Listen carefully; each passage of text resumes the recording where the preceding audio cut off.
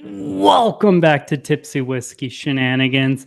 Hey everyone, thanks for coming out. Whoever's hanging out here, this is going to be my first ever solo live stream that was completely wildly unplanned, and I have no idea what the heck we're going to talk about or what we're going to go over, but we're going to sit back, drink some whiskey, hang out, and talk about whiskey before the Bourbon Wrench goes live in about an hour or so. So we're just going to drink some whiskey.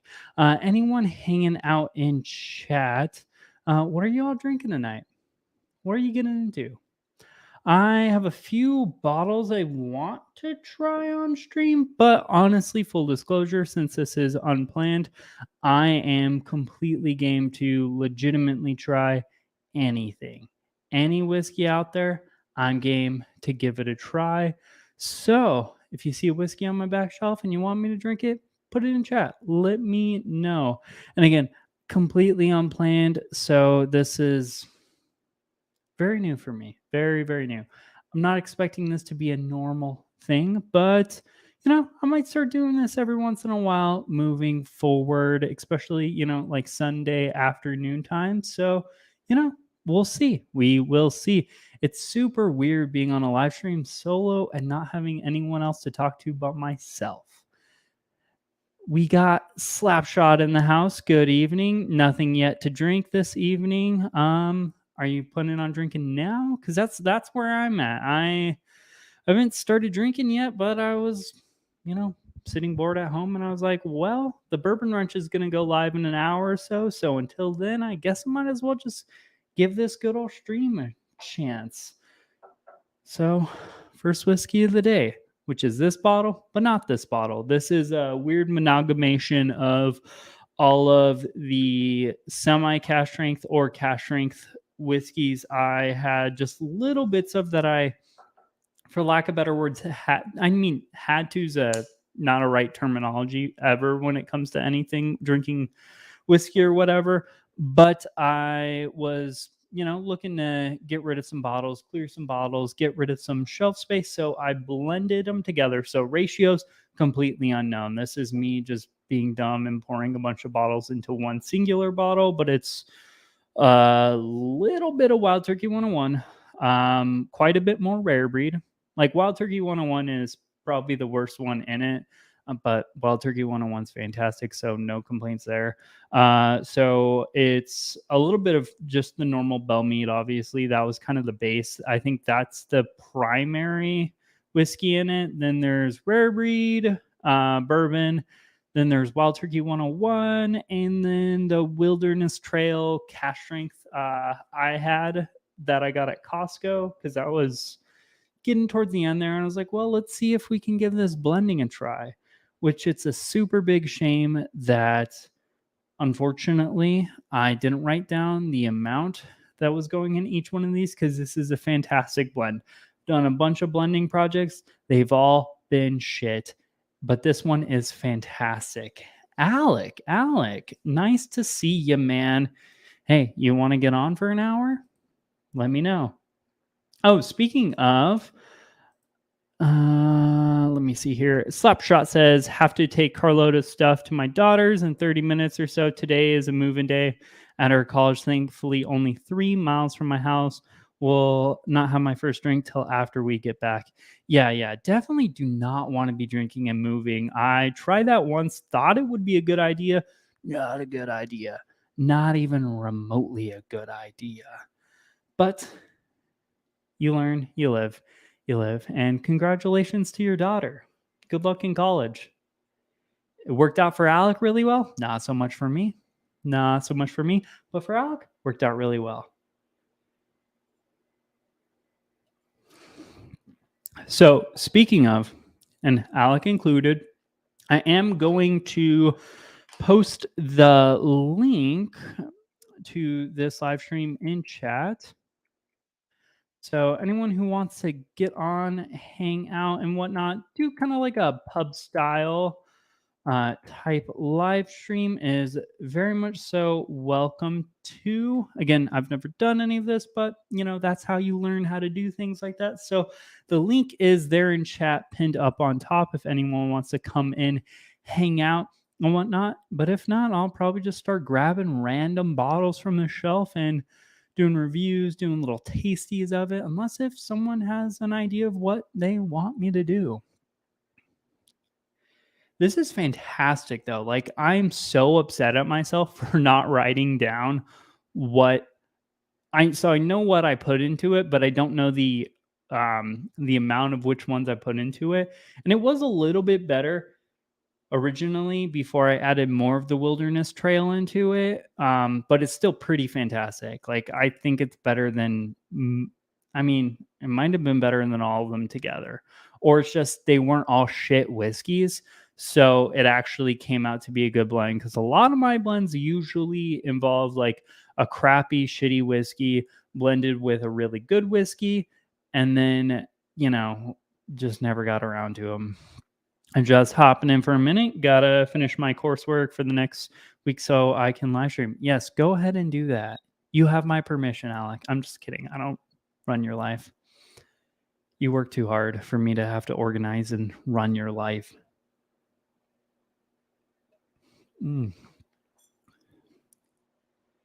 Yeah, and Alec is almost always trying to come up with good blends. And again, super mad that I didn't write this down, because this is by far our best blend ever created. By far, best blend ever created. Drinking some rare breed. That's where my ratios. What were your ratios? Oh, yeah. So I didn't have any ratios. I just did rare breed, wilderness trail, cash strength, small batch, and then the Bell Mead. And there was a small smidge of Wild Turkey 101. Like, in the grand scheme of things, like, Wild Turkey 1 was probably like 5% of the whole bottle, if I had to guess percentages. But it was like a shot left in that bottle. And I was like, well, it's going to taste better in here than it is on its own anyway. So you can't go wrong.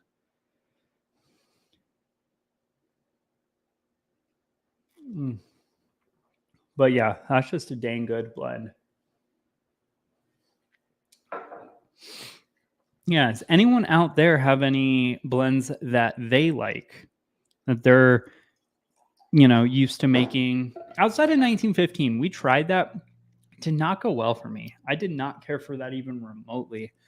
But does anyone have any blends out there that are like their go-tos? So I know there's a blend, I've heard some things at least about like blends of doing a rare breed rye and rare breed bourbon together. I have yet to do that, but only time will tell. Levi approved.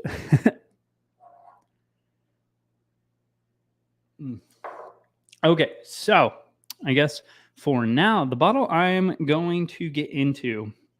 So for anyone out there who doesn't know, because literally not a single soul is probably aware that of this like little, I don't want to say itty bitty, but small craft distillery in Arizona. The only person in chat who would know is Alec, of course. But so there's a smaller craft distillery out there called Adventurous Stills in Arizona. They do like limited releases. If you're part of a club, you get a bottle, so on and so forth. Obviously, me being a whiskey nerd, I am part of that club. I truly enjoy their stuff.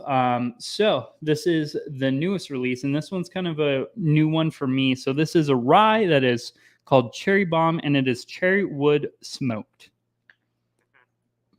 So I will get into this one just a smidge. So let me see if he put any real information.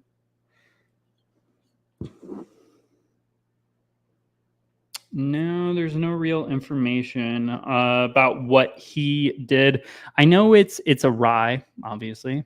So it's rye whiskey, and I know it's smoked with cherry wood. I think they smoked the whiskey before they put it in the barrel, if my memory is correct, and it is 59.15% ABV. And it is wildly different than their other ryes, because I've had quite a bit of their ryes in the past, and this one is wildly different than that. Sugar Kitty in the house. Cheers. Nice to see you. What are you drinking tonight, man? Ooh, maybe I should get the Whiskey Kitty. I'm just kidding. Oliver would not be happy about that. Not saying that I'm not going to do that at some point. Maybe probably not in this live stream, but at some point I probably will. But I don't want to piss him off today. He's been good. He's been quiet. So it's I know this is going to be an easy whiskey term, but it's smoky. It's cherry smoked rye whiskey. So no surprise there, but it's smoky. Smoky, very, very heavy cherries. And I'm assuming that's why he named it Cherry Bomb, but it's very heavy black cherries. There's a nice brightness in there as well. There's a little bit of like a toffee, almost coffee note that I get on all their products.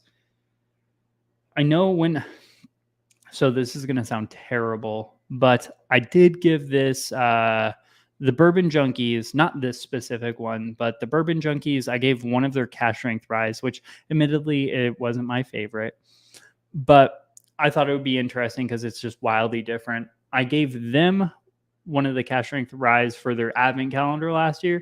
Sean hated it. I mean, they both hated it, but he called it stewed tomatoes, and it's that signature, what I could see as stewed tomatoes, but to me it's more of like I don't know how to describe it. It's not stewed tomatoes because I like it. It's more of like a coffee flavor.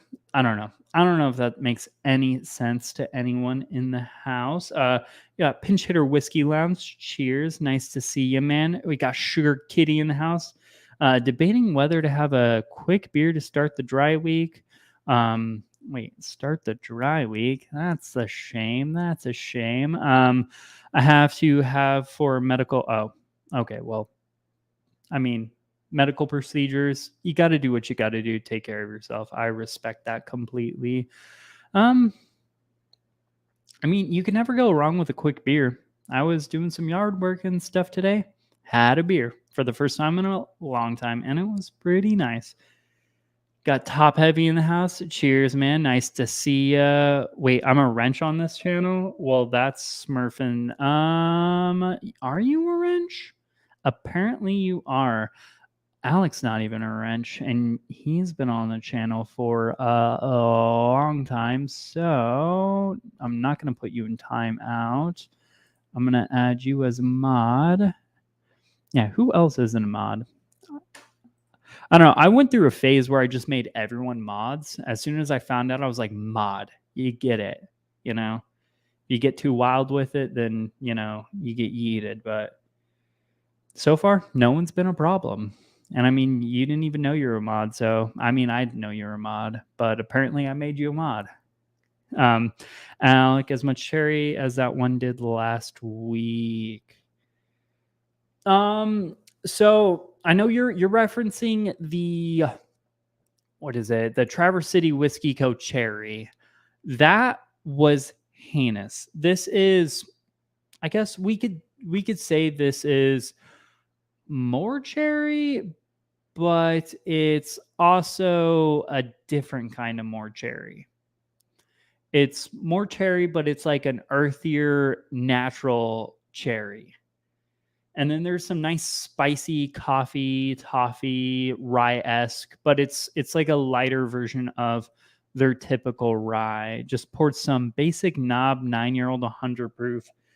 I'm surprised Alex not drinking that. He's been on that pretty heavy recently. My local whiskey bar just got Russell's 13. We'll be imbibing that tonight. Either I can't pronounce words right, or I don't know what that word means. But Russell's 13, from what I've heard, it's fantastic. Unfortunately, have not seen it. Not even remotely seen it. Because Been to a lot of liquor stores. I've seen most of the allocated bottles that people are beloved about and hunt down like crazy. I've seen them, physically seen them, but no touchy touch. Where Russell's 13, on the other hand, I haven't even seen that. Like that's been hidden away for forever. Not going to see that at all. How does it compare to Calumet 15 Cherry? Still haven't gotten a Calumet 15, which is weird because there's definitely a bunch of Calumet here. I just haven't, I just haven't pulled the trigger on it. I haven't felt comfortable or confident, and I don't know why, because I've only heard fantastic things about Calumet products, but I just haven't pulled the trigger on it. I don't know. It's weird because I guess now that I think about it, I spent like $100 on a bunch of whiskeys that I haven't heard anything about. Whereas Calumet 15, 16, 14, I've only heard fantastic things about all three of those products. And I still haven't picked up a single one. And the 14 and 15 are really easy to find for me. I don't know. Ooh, that's proofy. Imbibe means drink. Oh, okay. Imbibe. Is that how you pronounce it? Imbibe? Again, guys, we know I can't pronounce anything. Nothing I try to pronounce right comes out well. It always sounds super, super shitty. English is my only language. True. Imbibe. Imbibe. Imbibe. I'm going to remember that so I can say it another time just to sound good or sound smart, not good. Like, look, Mom, I'm smart. So, what do you all want to see me drink? Oh, wow, that is fantastic. Because me reviewing this super weird crafty whiskey, no one knows what's going on with that.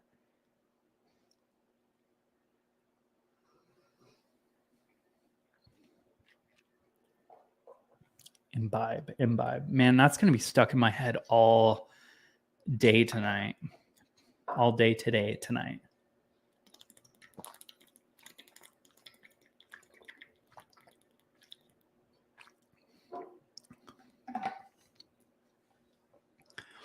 Okay, Sugar Kitty says, I got it now. I'm super smart. Of course. I knew that the whole time. I was just messing around.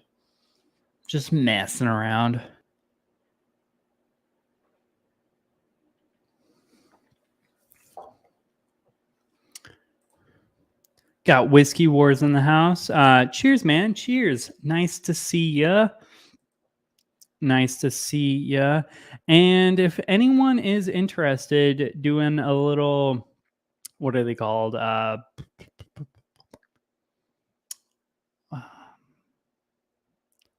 Shit.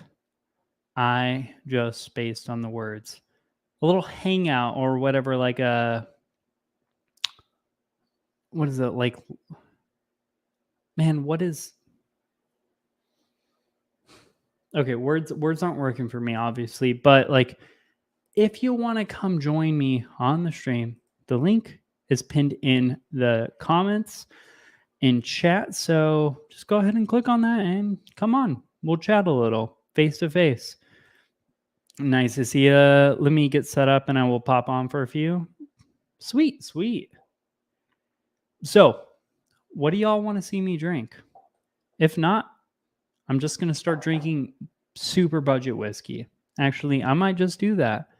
Pub, yes, there we go. Pub style hangout. Who wants to do that? Let's do it. Impress your friends. If you have a bottle of Smoke Wagon, look at the bottle and read the motto in Latin. Ooh. I do have a bottle of Smoke Wagon. Bear with me one moment.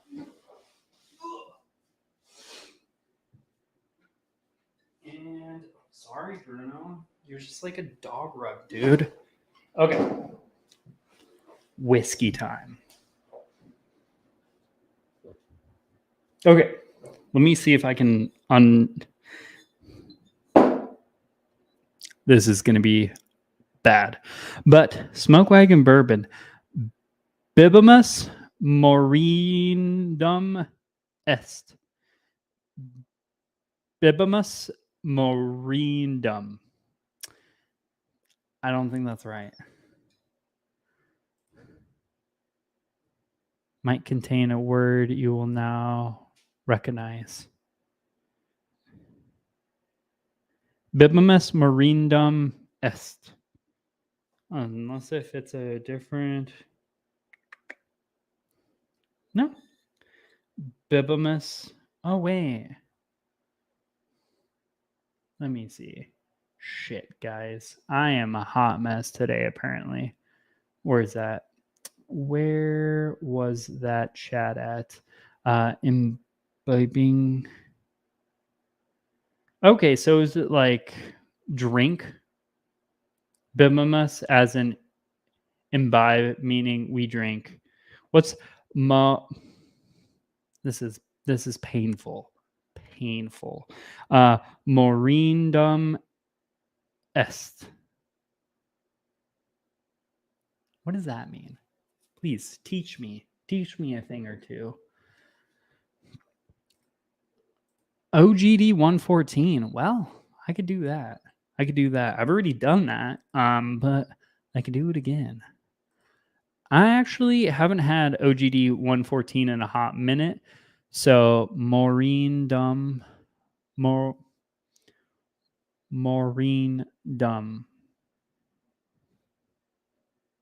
Yeah, words. I ain't speak too well. Where's my OGD 114? Oh, excuse me again, Bruno. Okay. Now, got a shitload of whiskey in front of me. And we're going to drink some OGD 114 as soon as I clean out my glass.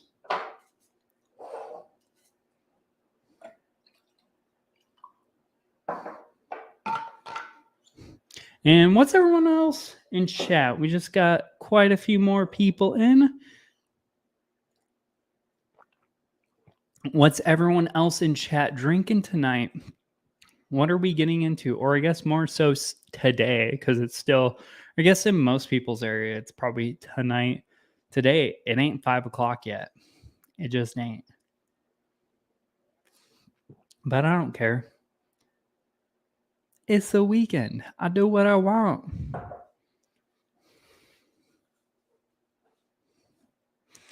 Alrighty. So, moving on past not knowing how to pronounce Smoke Wagon's motto, we're going to get into some Old Granddad 114. So, Old Granddad 114, everyone's beloved poor man's whiskey. What's up? But before we do that, let's welcome on Sean from Whiskey Wars. Yeah, man. We're going to be together again here soon. Sean, I cannot hear you. Here, let me... Oh, shit. Bear with me. That's on me.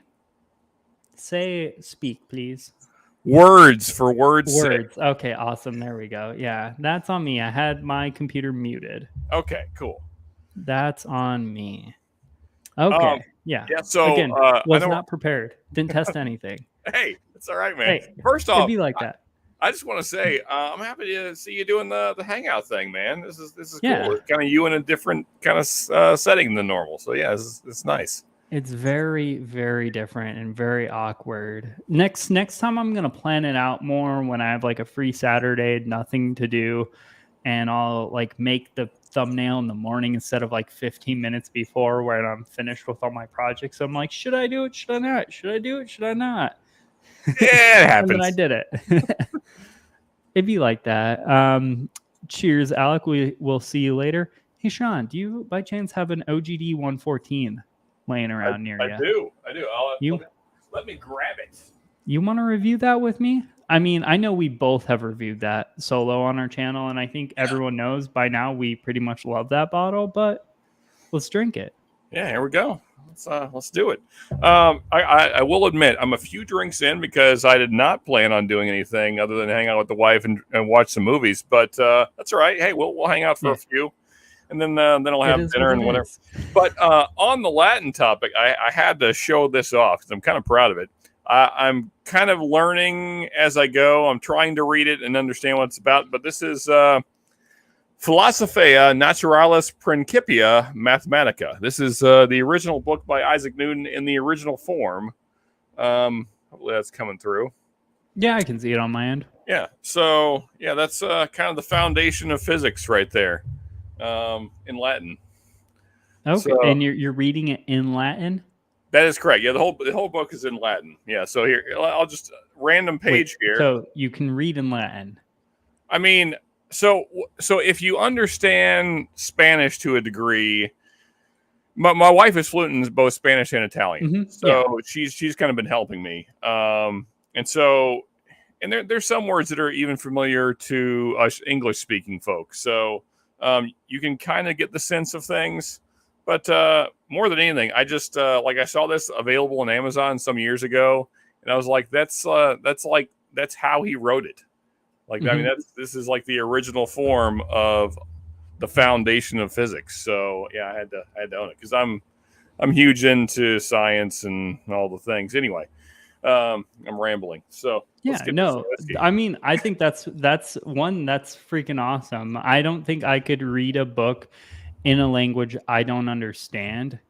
And I can't even read Spanish or speak Spanish. I mean, obviously you've seen the channel before. I can't either. I just, I'm just trying just because. Well, that's more than I'm doing because I'm dyslexic and I gave up on that a hot minute ago. Yeah, I've decided that my brain just doesn't work well learning new languages. Mm-hmm. I guess there was a time period when I was very young, obviously babyish, where I learned English, and then that's gone. I've tried to learn Spanish a few times. I've tried to learn Italian a few times. It's not really working. So probably because drugs and alcohol, if I had to guess. Yeah. I wouldn't say those help brain function. Yeah, I hear that they're not helpful. But anyway, this OGD 114, yeah. It's been a minute since I've had it, so. Yeah, I just recently put it, so I don't know if you've seen it. You might have commented on it. I don't know. But I just recently did a list of like sub $20 bourbons. Right. Which for me, and Hagen AZ can attest to this, OGD 114 is $19 in Arizona. I know, because you guys live in this miracle world where everything is cheaper. Yep. I mean, you're not wrong. Arizona's definitely way better than Kentucky. But yeah, I talked about it on it, but I was like, wow, I actually haven't had that in so long just because usually if I'm looking for something that's proofy, I'm looking for something that's like a rare breed or something that's going to be a little bit more, provide more of a experience than old Granddad 114 is. Like, I'm not trying to budget ball. Yeah, for sure. Per se. So actually, let me grab this since I'm hanging with you. I picked up a bottle because of another video of yours that you suggested. The Jim Beam single barrel. Oh yeah. Oh, should we do a side by side? I don't think we've done that before. We can definitely do that. I'll grab a glass. Bruno, grab me the Jim Beam single barrel. You're such a pain in the ass, dude.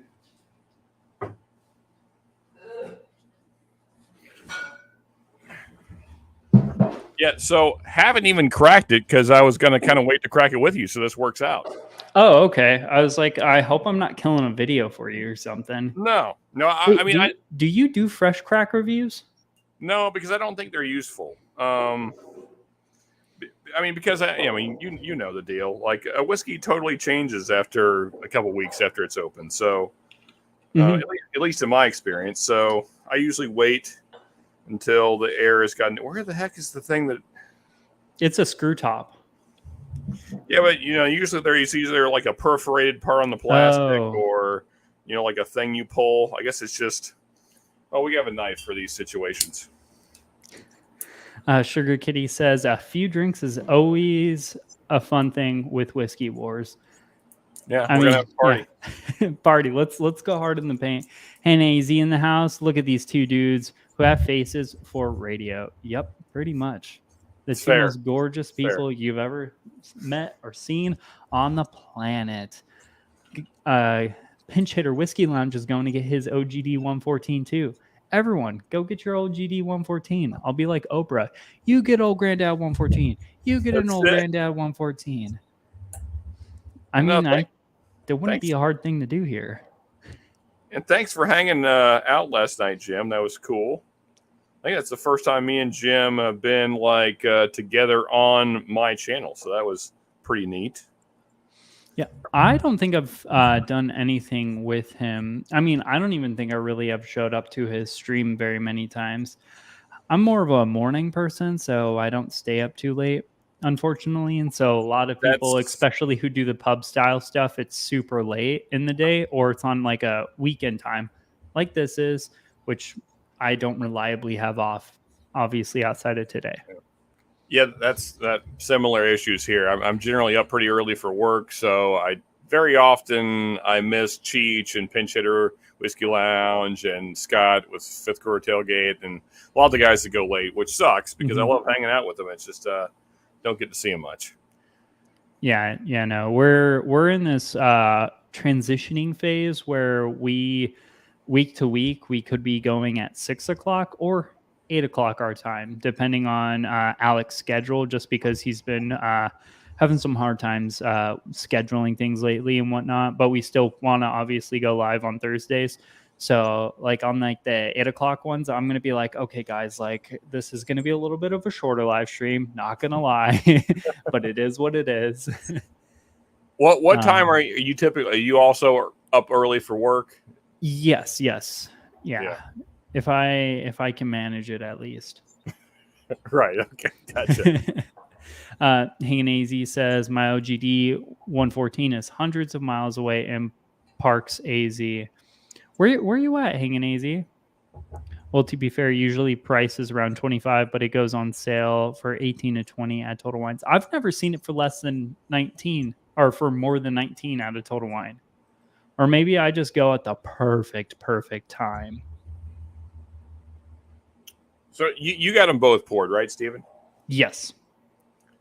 And mine have both been open for a minute. This one is obviously quite a bit more full, and this one's about halfway full. Gotcha. Yeah, I kind of got the opposite going on. My OGD is about half gone and fresh crack on the Jim Beam. So I think I'm not gonna lie, I've done this before, but I never produced a video about it, and because the video you know how it goes. You film 3 or 4 videos, and then the fourth one, sometimes you're like, dude, that's not my best look. Yeah, number 4 or 5 is just straight garbage. Just like, okay, I look like an alcoholic, so let's just not do that. Let's not let the public see that one. Yeah, what they don't know doesn't hurt them, okay? Yeah, exactly. I remember the Jim Beam single barrel to be a lot more fruitier, like less heavy on the nuts, more fruit, and I'm still kind of getting that.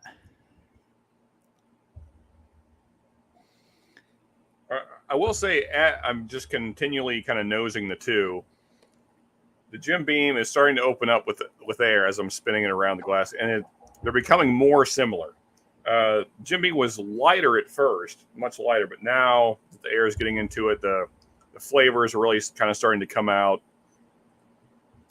Yeah, I'm curious. You know what bottle I've been butt chugging recently because of that problem? Larceny B522. So I bought it because I know a lot of people haven't reviewed that, and Larceny is kind of a smaller brand. So I was like, oh, cool. It won't be like doing your basic stuff. And I've never had a Larceny, but I love the whole Heaven Hill flavor profile. I'm just not a huge weeder flavor profile lover. But I was like, well, if there was ever any bourbon, how much I love like Elijah Craig or this Evan Williams 1783 that much nowadays. Like, I was like, Larceny should be the wheated bourbon I love. If, my preferences kind of fall along the Heaven Hill flavor profile, I do not like that bottle so far. Okay. I do not like it at all. So I've been chugging it because I'm reviewing it for this Tuesday's review, and I'm hoping just get some air in it. Right. Like, we're about 4 days of it, and I've been drinking it like one glass every single day. So I'm hoping I can get it like past that neck just enough where it evolves. Now, I'm just guessing here, but is the problem the level of heat? And we're professional whiskey drinkers, so it's not like... It's this like funky... I know this is going to say like this isn't going to make much sense, or it will depending on who you are, but it's very weedy. It's like bready. Okay. It tastes like what I would imagine just chewing on wheat is.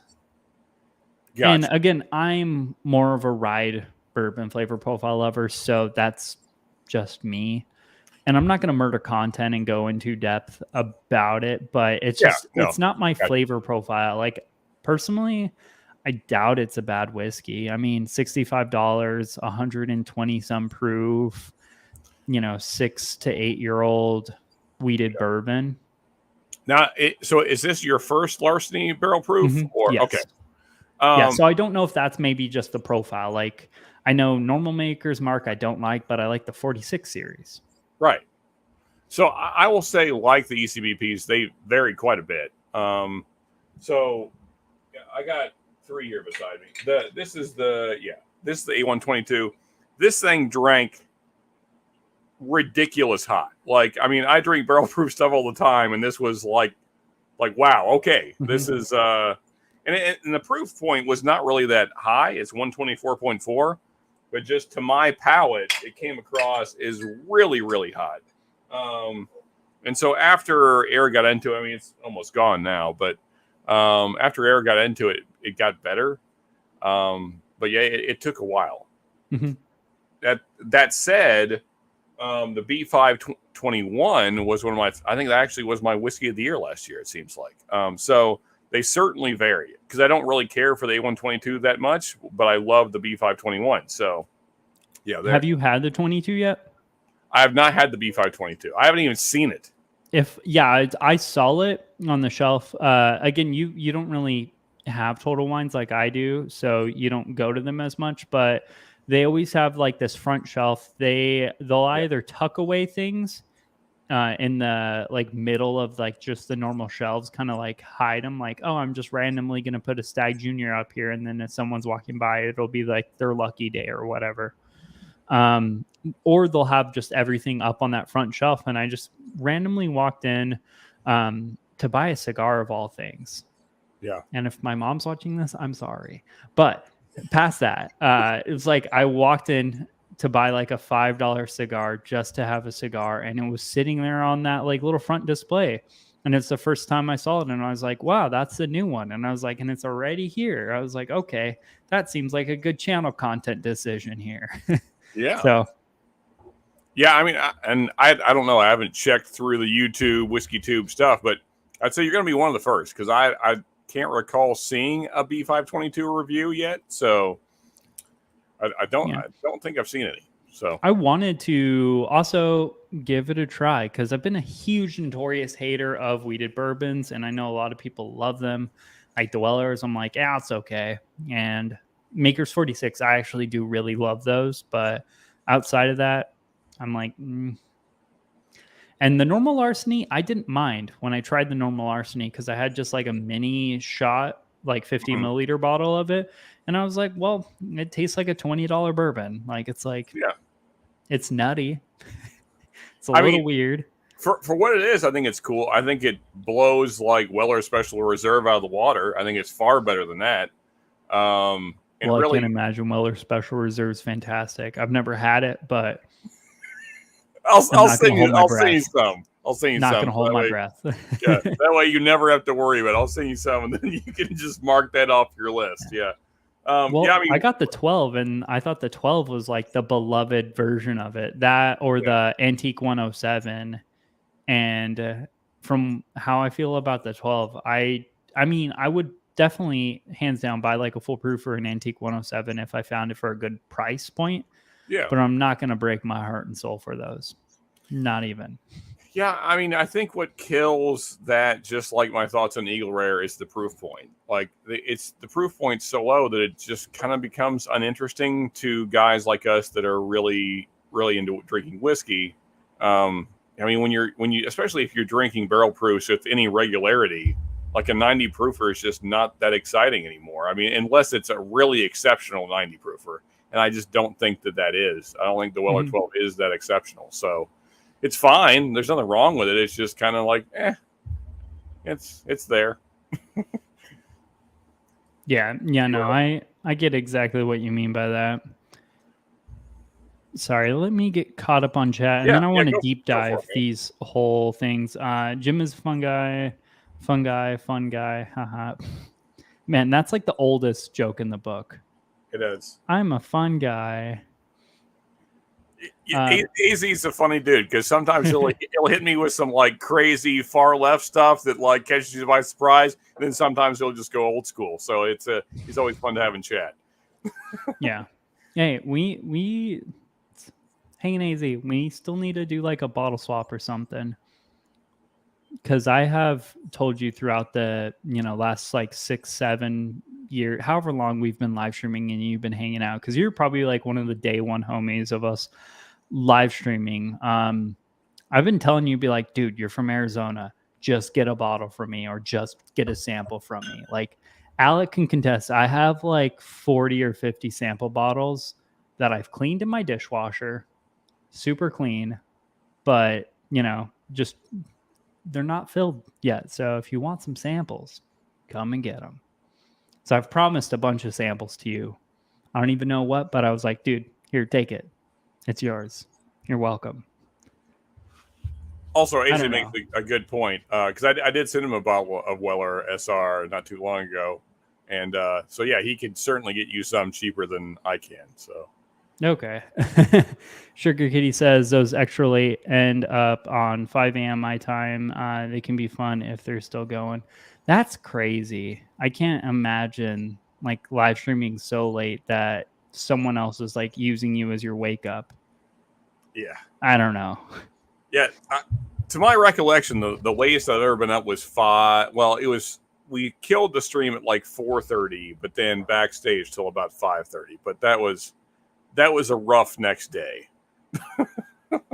Yeah. All right. I just realized the time. So we got like 18 minutes till Trev goes live, and I do not want to, interfere with his time and whatnot. Yeah. Even though I know he's randomly doing this and I'm randomly doing this, is still, we had our hour. We'll give him his. Anyways, everyone's probably going to migrate there no matter what. So we'll get speed up on this despite my tangent-y talk and my inability to do shit right. Larceny Barrel Proof for 68 at Emerald Tempe Wines. If you're looking, Steven, not sure. Okay, yeah, I think we're talking about the same one here. The B522. Sean, I can get okay. Dude, I'm so far behind. You're more on top of my live stream than I am. That's always how it goes, man. The person doing it's always behind because you're trying to read all the stuff.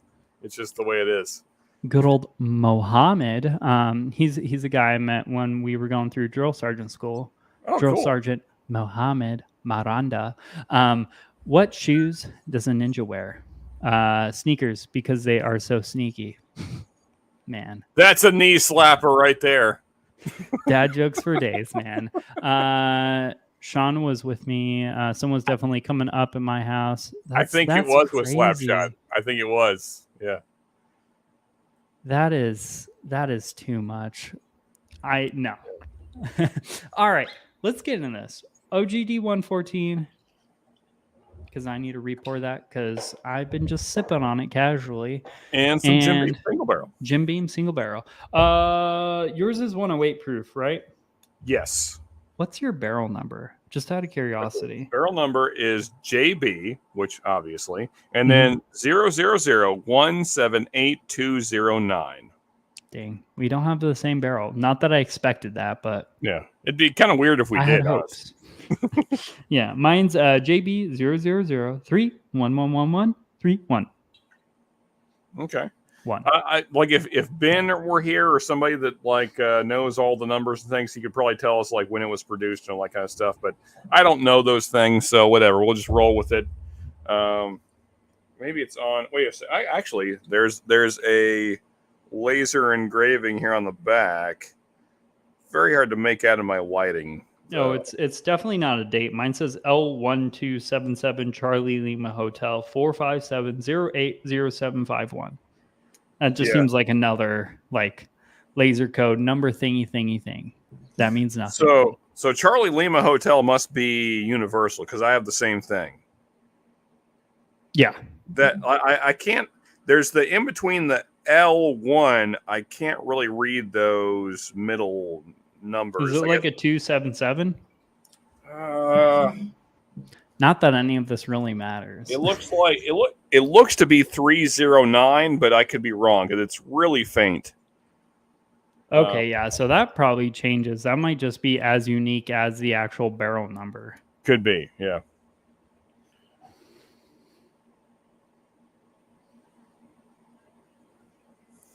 You can tell me, yeah. Just barely on my end, but yeah. I mean, my vision ain't no good, but my hearing, despite the fact of listening to really loud music my entire life and shooting guns and all that jazz and whatnot that you get into, hearing pretty solid. Eyesight, not that gun's going off near your ears thing though. That catches up with you later. I can attest to that. Oh, great. Well, my wife's always complaining that I'm deaf. Ear Pro. Yeah. Ear Pro and Eye Pro.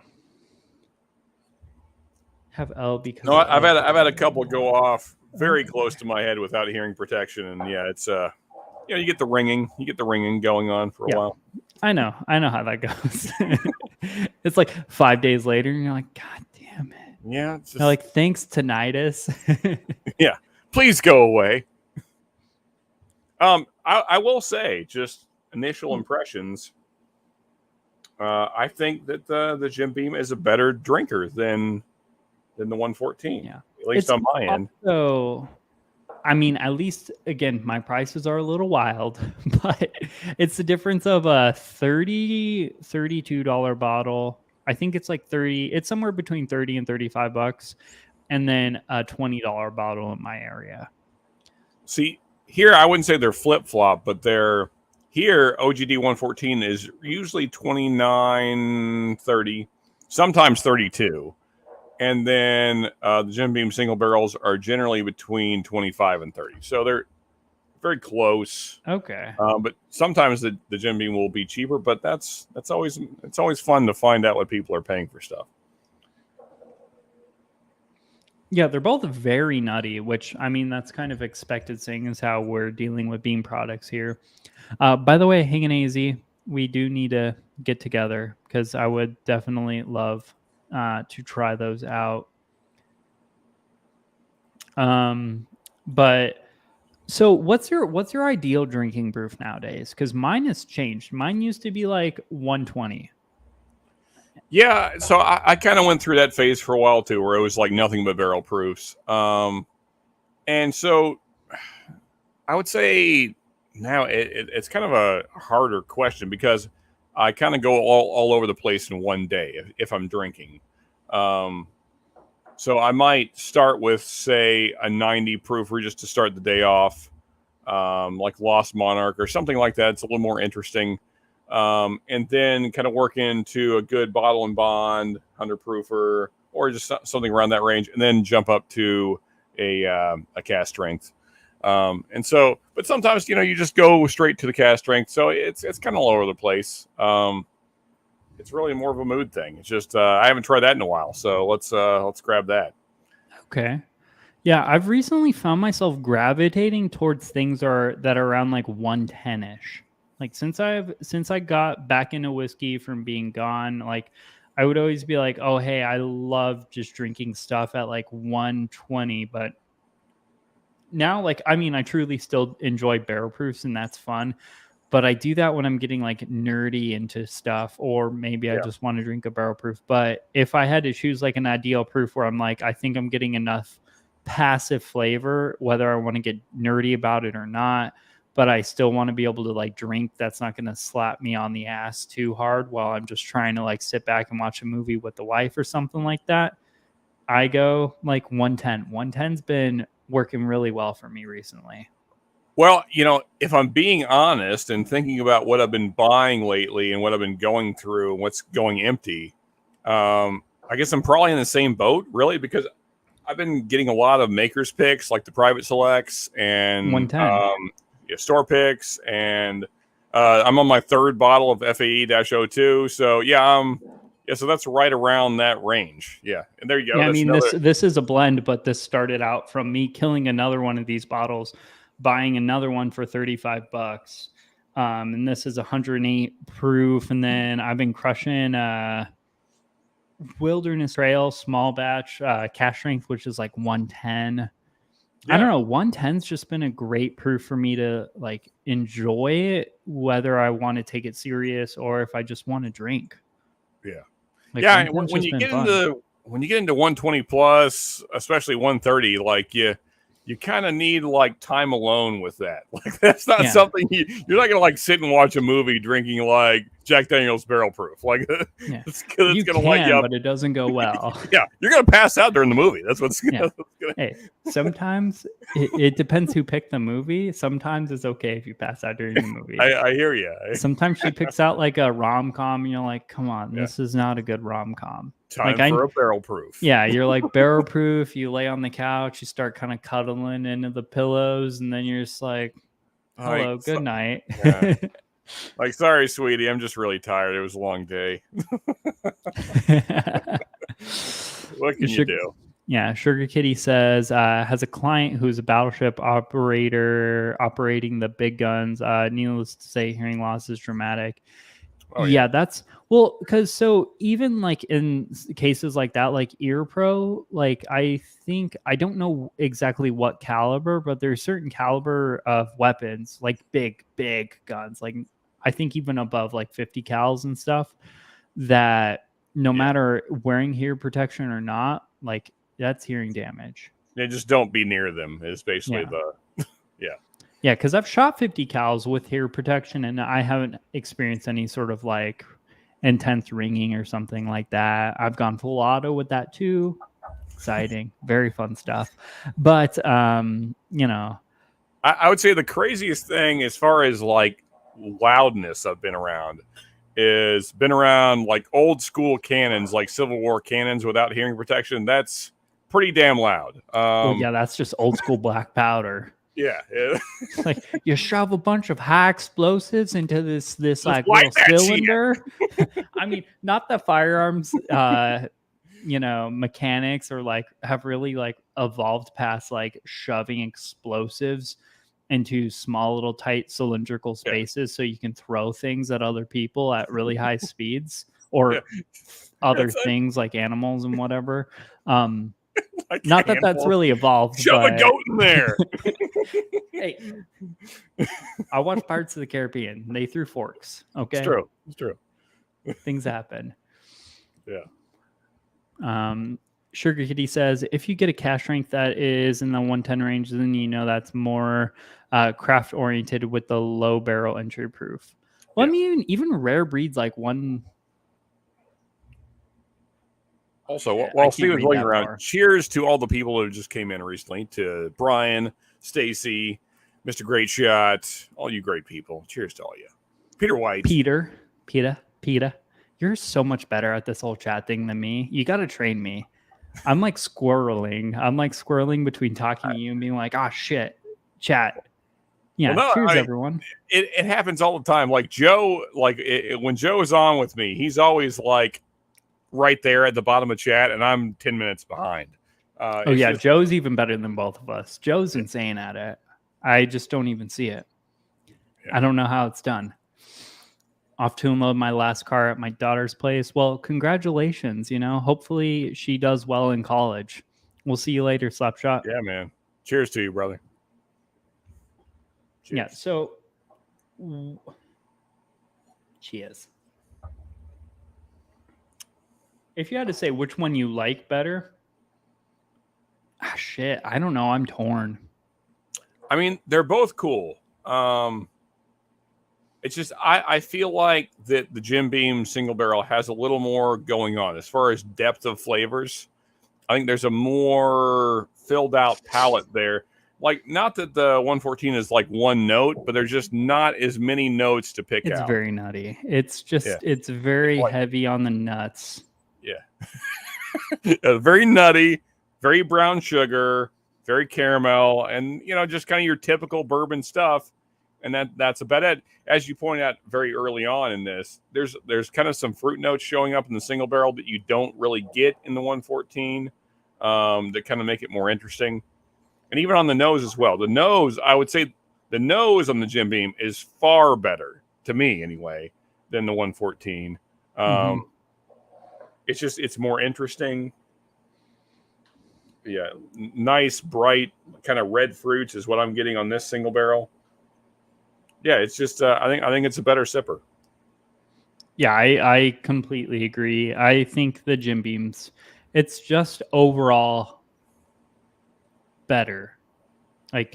Which is hard for me to say because I'm pretty anti Jim Beam, like as a label. Well, they're both Jim. I mean, it's not an attractive bottle. Well, I mean, it's all right. It's okay. Well, whenever anyone puts a screw top bottle on things, I'm like, this is. So, that being said, I think they did a good job of just putting the money into the actual whiskey rather than worrying about labeling. Yeah. Ooh, camera's about to overheat.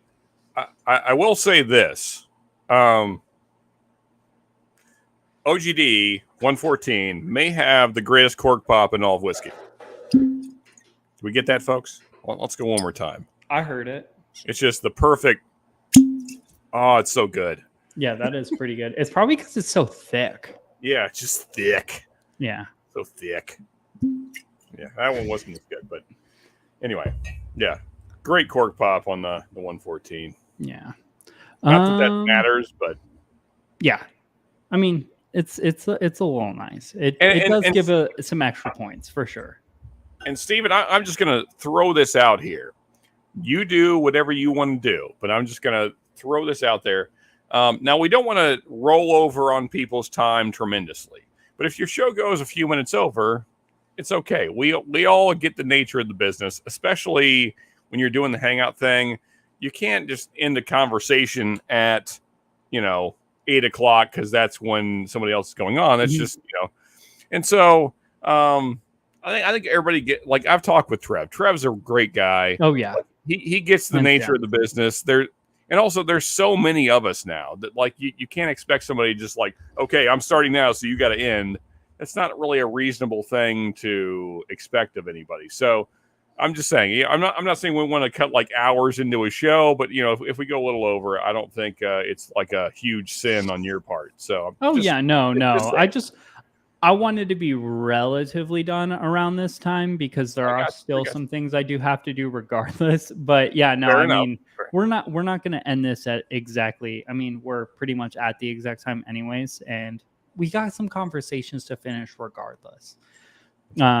Speaking of the mash bill saying, sorry I'm late, hit the comment and subscribe, everyone. Yes, please, please do that. I'm where Sean was a month ago. I'm at that 850 subscribers. I need to get to the 1K. Come on, guys. Do that thing, folks. A small amount of money off of this. Let me rationalize this obsession to the wife a little bit better. We'll talk backstage, but it's oh my god, dude. YouTube is just I don't know. We'll talk. Yeah. Regardless, though, what I will say is if I can rationalize things better, it's a big win. And right now, I can't rationalize, be like, oh, well, at least it makes me money.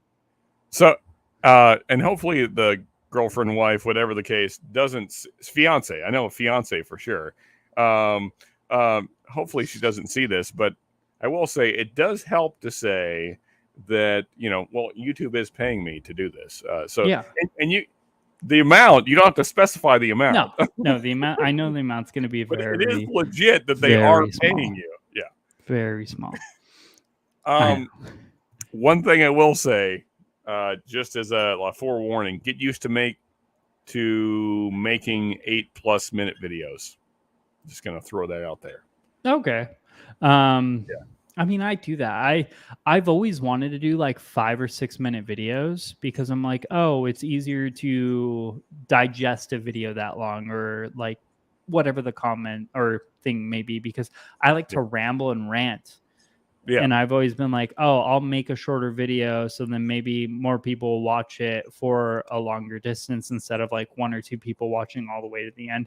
That being said, somehow, no matter how hard I try, I just don't feel comfortable cutting out enough to make it like usually below like 8 or 9.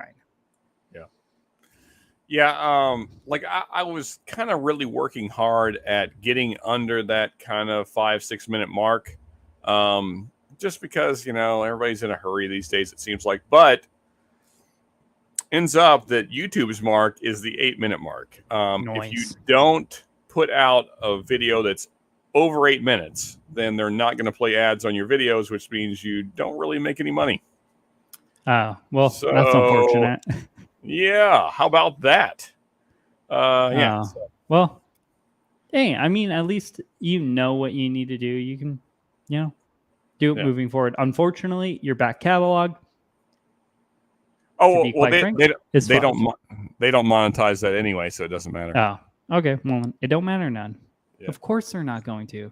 Man, I love corporations nowadays. Yeah, they're like, we appreciate all that work you did. We don't give a shit, though. So,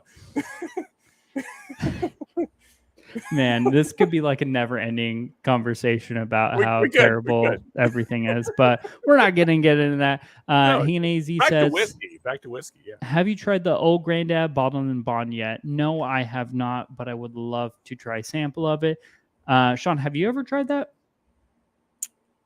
I'm sorry, I was thinking about whiskey. OGD Bottle and Bond. I mean, we're talking about whiskey. You're thinking about whiskey. It all makes sense. Right.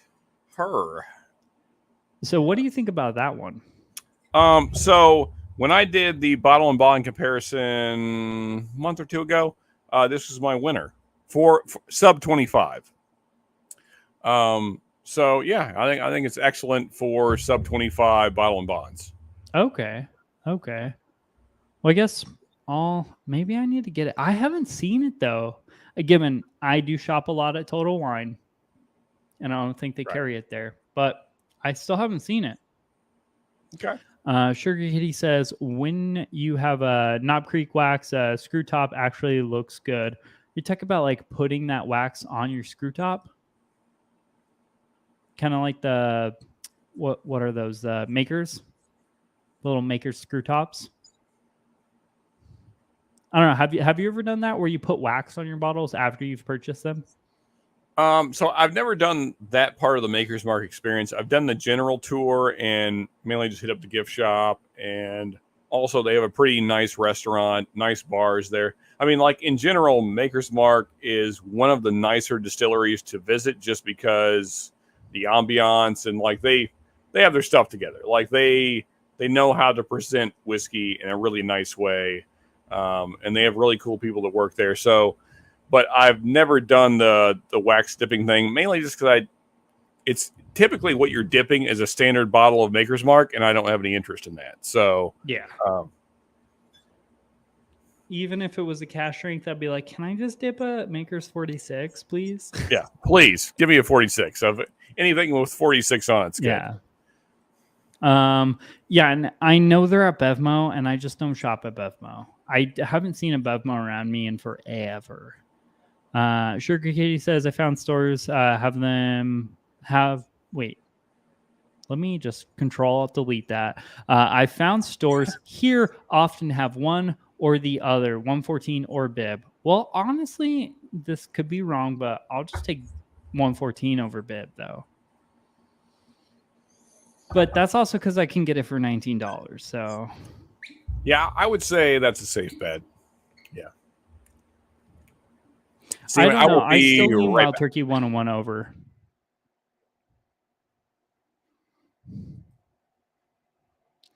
Alrighty, guys.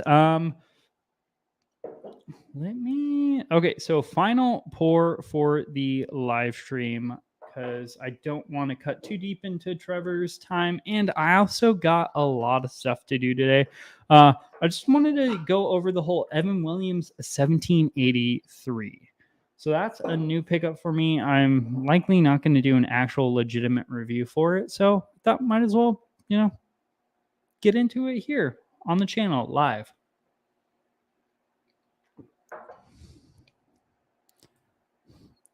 Sugar Kitty says, I'm okay with Makers 101.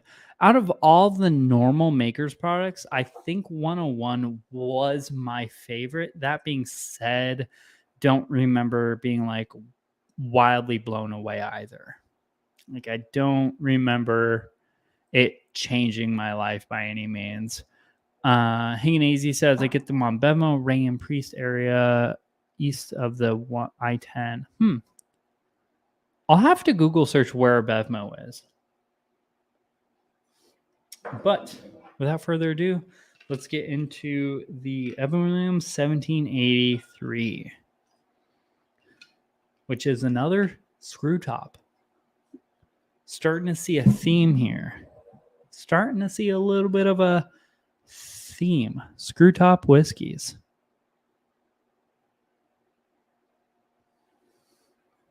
And I just went straight on the palate. Why? Because I can. Because I can. That's pretty much the only reason.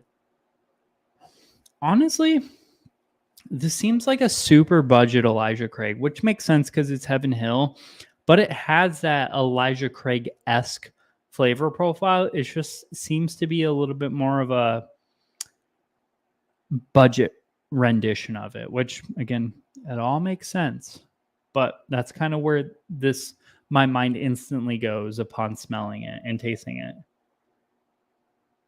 Sweet brown sugar, a little bit of a nuttiness. Got Sean back in the house. Cheers, man. Cheers. Yeah, I'm going to pour a little bit of this OGD bib and do a side-by-side here. Okay, awesome. Very different proof point for sure. Getting into the 1783 Evan Williams. Oh, okay. We could do that as well, I guess. I have it here somewhere. Hey, Easy says, I really like the 101. Just came back on the shelves at Total Wine, but have other stuff to try. There's always another whiskey for me. No matter how much I hate to say it, there's always another whiskey for me. Unfortunately, you can never stop at just one. You have to buy a whole shitload.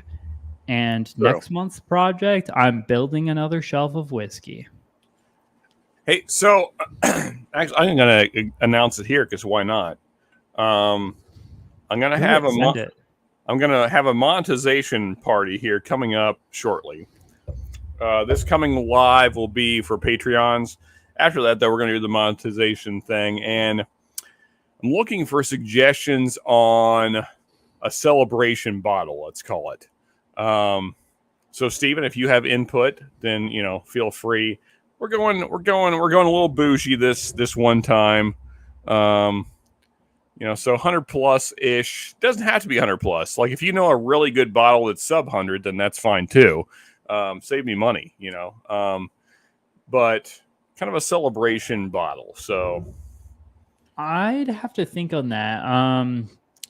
I don't really dabble. I mean, just like you and me have a very similar approach and style to how we do whiskey. Mm-hmm. Like we both revolve around that like $20, $30, $40 range, or that 50, 60, maybe 70, maybe 80, but we usually don't dabble in 100 plus bottles. Exactly. Like on the top of your hand, how many? Stanley, no Woodenville. I mean, I've had a few good Woodenville picks. A Yeah, I few mean, good ones. so I have as well. To be fair, it's just I don't see the picks out here. Okay. Northwest Bourbon has sent me some nice picks, and they were pretty good. I can't really give a whole I'm on lot the of hate. West Coast, so I kind Yeah. of see a little bit more of that stuff since they're kind of more in my area. Like I see literally every type of Woodinville product here. And honestly, I mean, I haven't tried anything outside of a pick, so I might not really be confident or able to talk about them. But all the picks I've tried have been a little crafty. That being said, they've all been really good. Yeah. So one thing that's unique about Woodinville is there is always that note that I don't like. It's just the level of it changes depending on what I'm drinking from Woodinville. Top Heavy says Redwood Empire Haystack Needle. That's like that a it, double oaked Redwood Empire at cash strength, I believe. that is a really good one. So I actually have the review filmed. I got a sample from Whiskey Fancies. Shout out to those great girls. Oh yeah. But my ability to find one, I'm not sure about because I would love to have one because I'll it is. keep my eye out.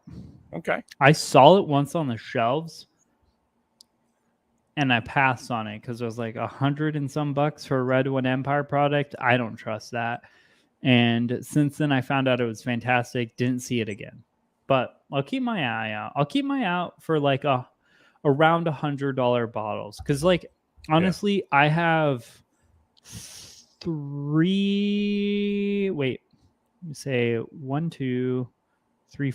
five bottles that are $100 or more. Yeah. And most of those five, like barely, like they just cost, like they're $100. Yeah. I mean, so like I've been thinking about picking up a Calumet 16 because everybody's talking about it. Can you find them? Oh yeah, everywhere. Well, if you get one, send me a sample, please, because I need to try Calumet.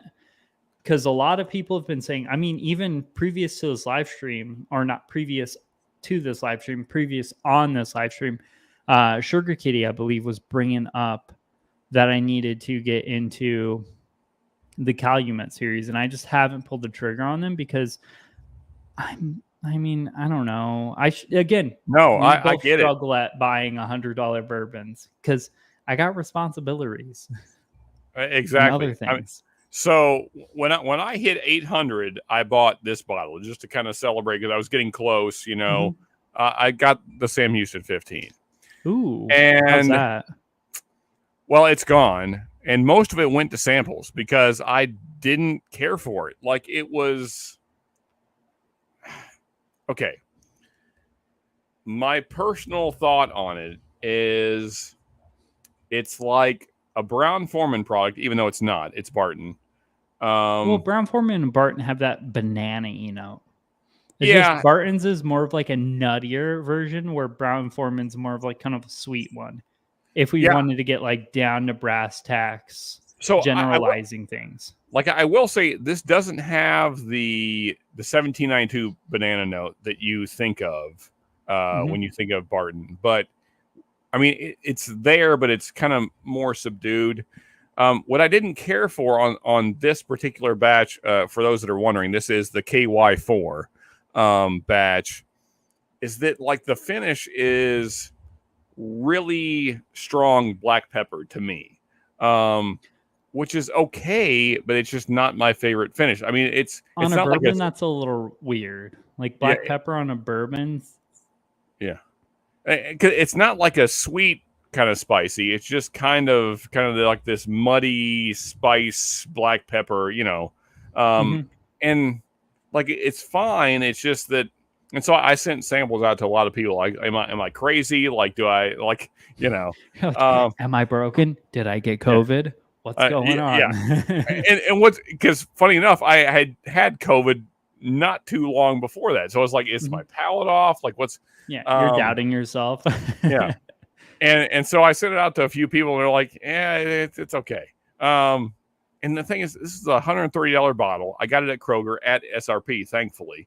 But still, it's like, I don't know. And so that's why I'm kind of wary now. Like you were kind of describing, that's kind of why I'm asking for suggestions of stuff that's really good. And like Calumet 16's out there, but it's the same producers. I mean, the same people are making Sam Houston. So I'm kind of, I don't know. Well, so getting into, let me see, where was it? Sugar Kitty says the Sam Houstons are all very different. They're really basically single barrels.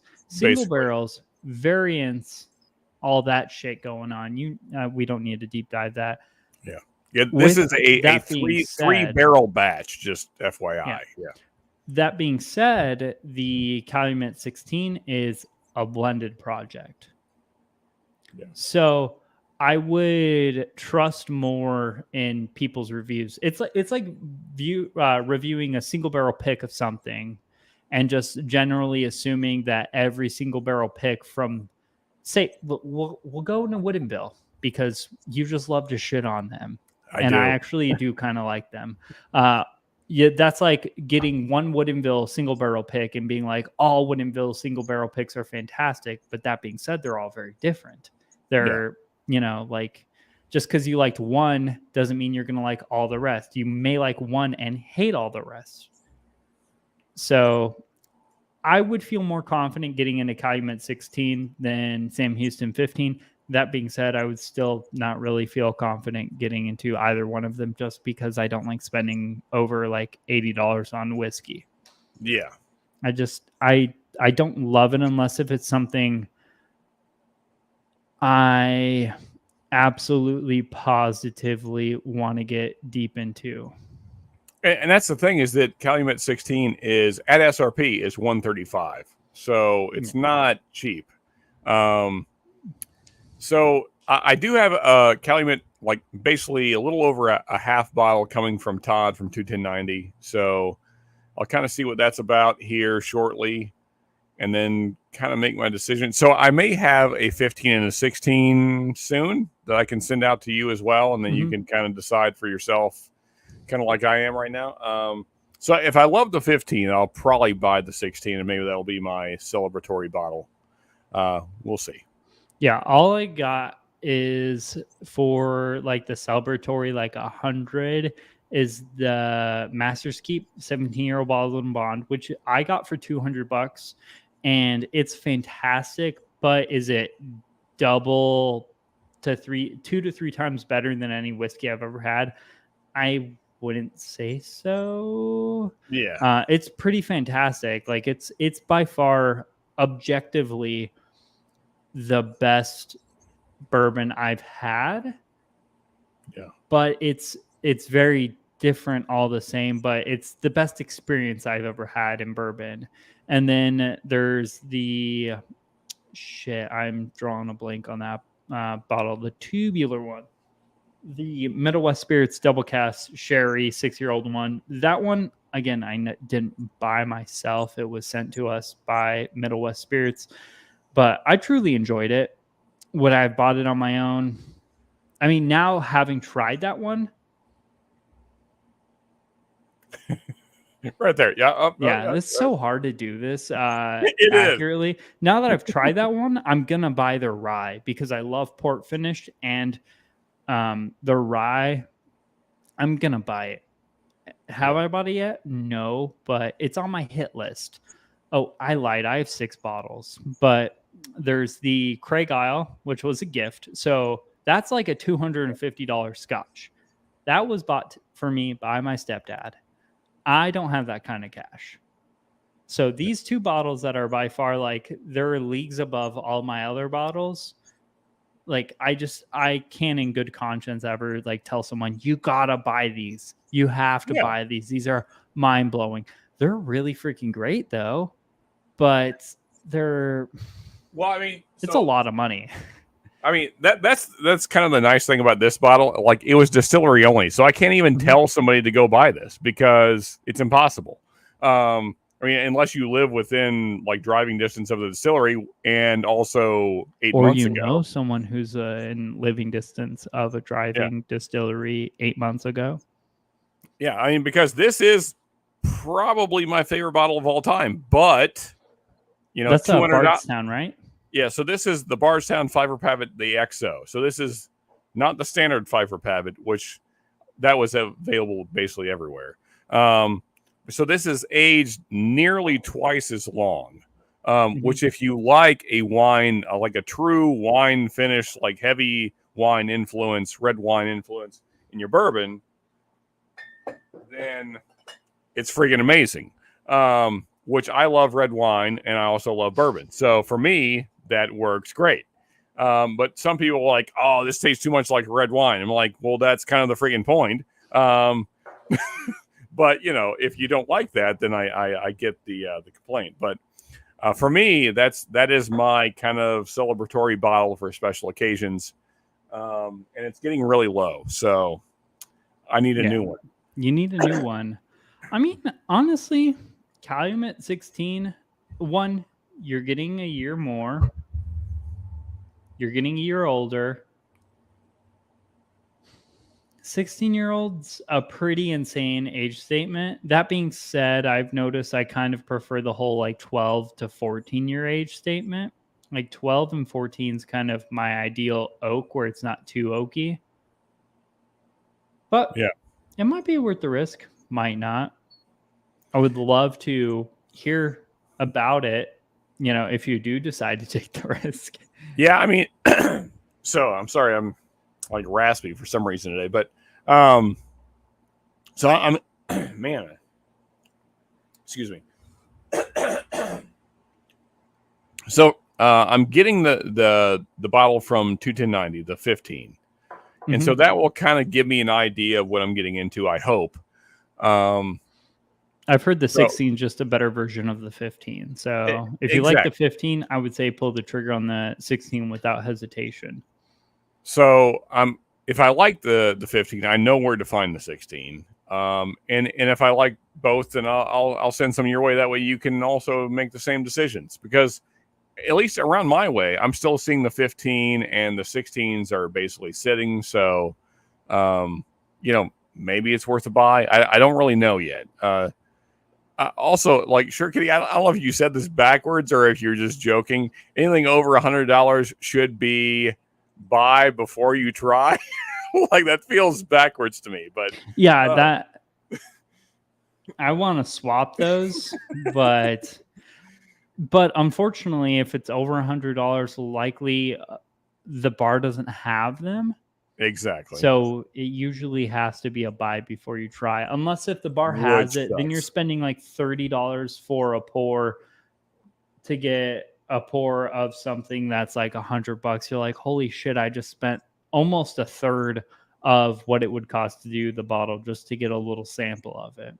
Yeah. I know that's where I struggle with like going to bars to try whiskey just to try them, unless if it's something that I know I'll never be able to buy.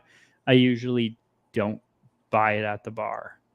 Yeah, I mean, so there is this part of me that knows that the community would like to try Calumet 16, so that kind of makes me want to buy it, because I know a lot of people would like to try it, and I can send it out as samples, which would be cool.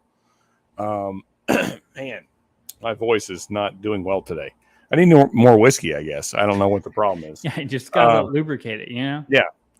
I haven't drank anything in a while. So I'm going to have more of this Jim Beam, because it's actually pretty damn good. Good suggestion, Steven. The single barrel? Yeah. Yeah. I'm Folks, impressed with it. For the price it's at, impressed. Yeah. Folks, if for some reason you're watching this and you're not subscribed, what are you doing with your life? Yeah. Good suggestion, Steven. Sugar Kitty says, I have no qualms about recommending the 15.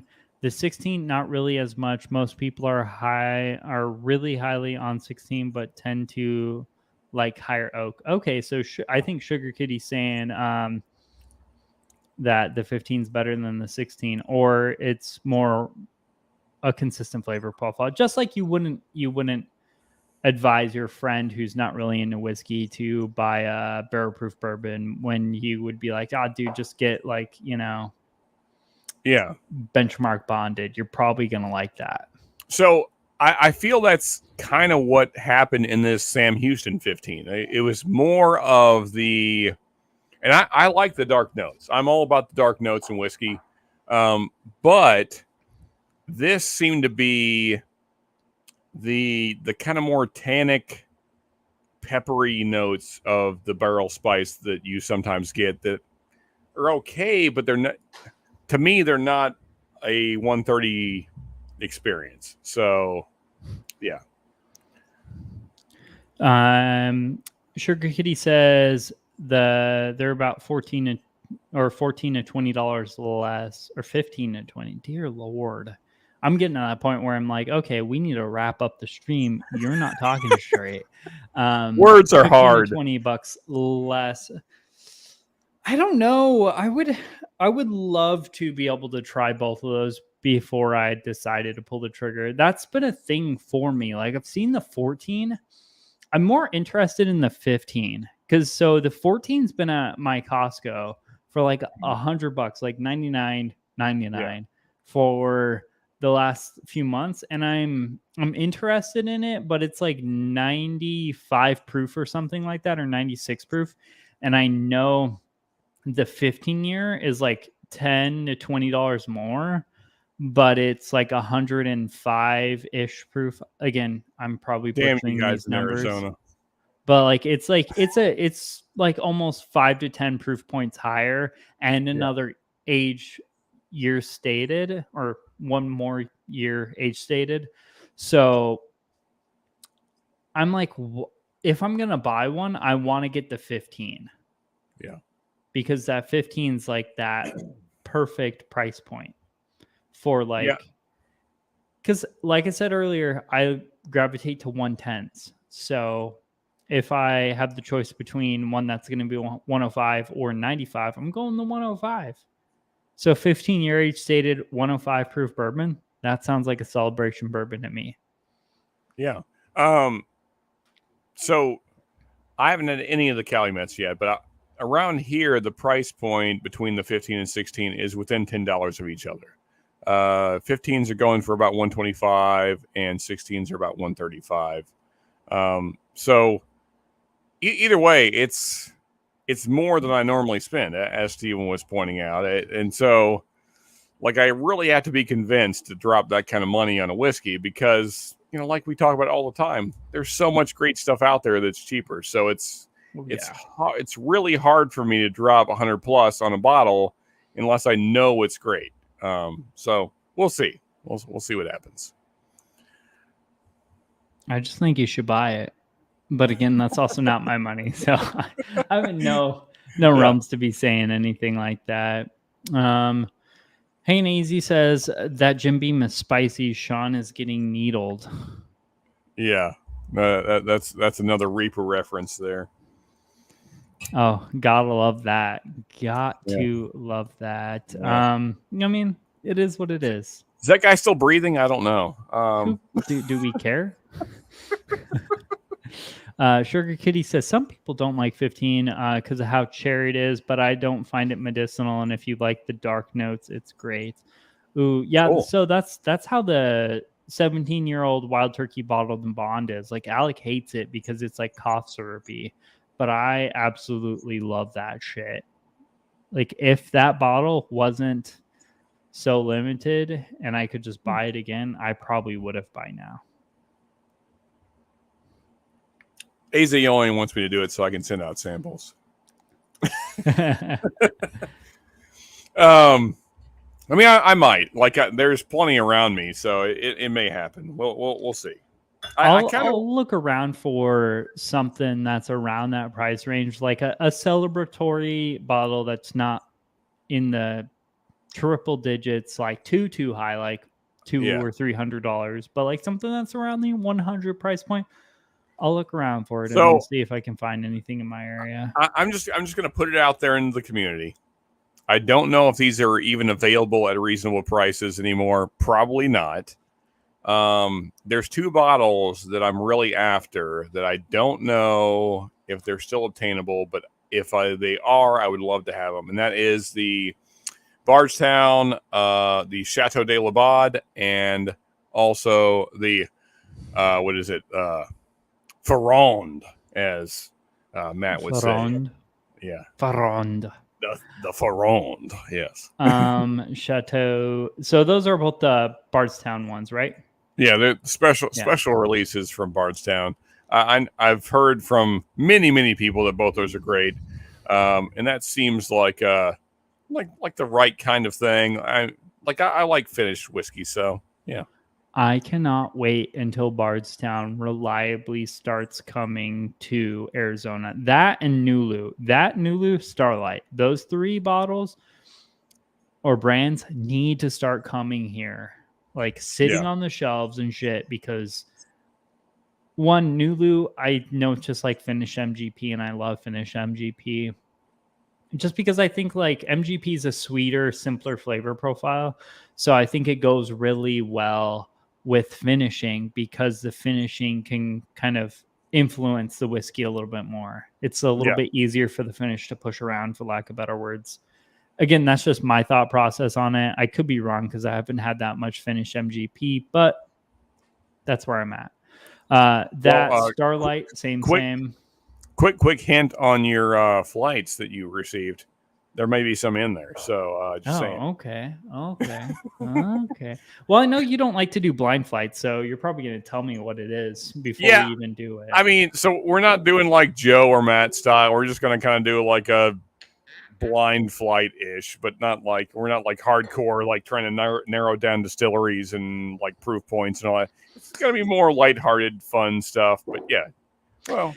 Yeah, I like to get serious like once a month or so. Or like when I do reviews, I get serious, but I know what I'm drinking already. So it is what it is. That's why I like doing that live stream where me and Alec blind stuff and we blindly do something once in a while, just to kind of do it more off, or do it instead of not doing it. But I pretty much just prefer to just drink it and be like, hey, do you like it? Do you not like it? Yeah. Exactly. And if I do like a flight of blind stuff, I'm going to be like, hey, these are the bottles inside the blind. And then I like playing a game in my head where I match them together. I know you're not supposed to do that, but I just can't stop myself from being like, I know that's what that one is. Yeah. And no, I think we all do that though. Yeah. It's just like, this is this. Yeah. And this sucks compared to this. And yes. Yeah. Oh man. No, but random comment aside, Bardstown, I just want to try all their stuff. I've only heard fantastic stuff about them, and I've tried one at a bar a hot minute ago. Can't even remember anything outside of like, I was like, damn, that's good. That's about it. I mean, so the thing is though, is like Bardstown's weird because some stuff can be great. I mean, just knock it out of the park. Amazing. I mean, like that bottle I just showed off.